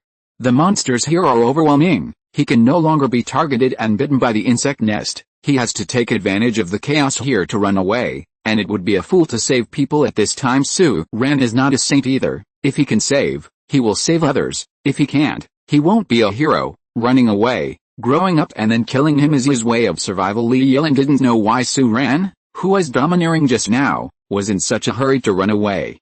She thought it was because Suran was in poor condition, so she became nervous, started the motorcycle quickly, and drove forward at a fast speed. To Suran's surprise, Li Yilan turned the front of the motorcycle and bravely rushed straight into the opposite building. The place where they were trapped just now was not far from Linksing Street. Now Li Yilan simply went all the way past through the building and shortened the distance to the shortest. If there is a back door, she will pass through it.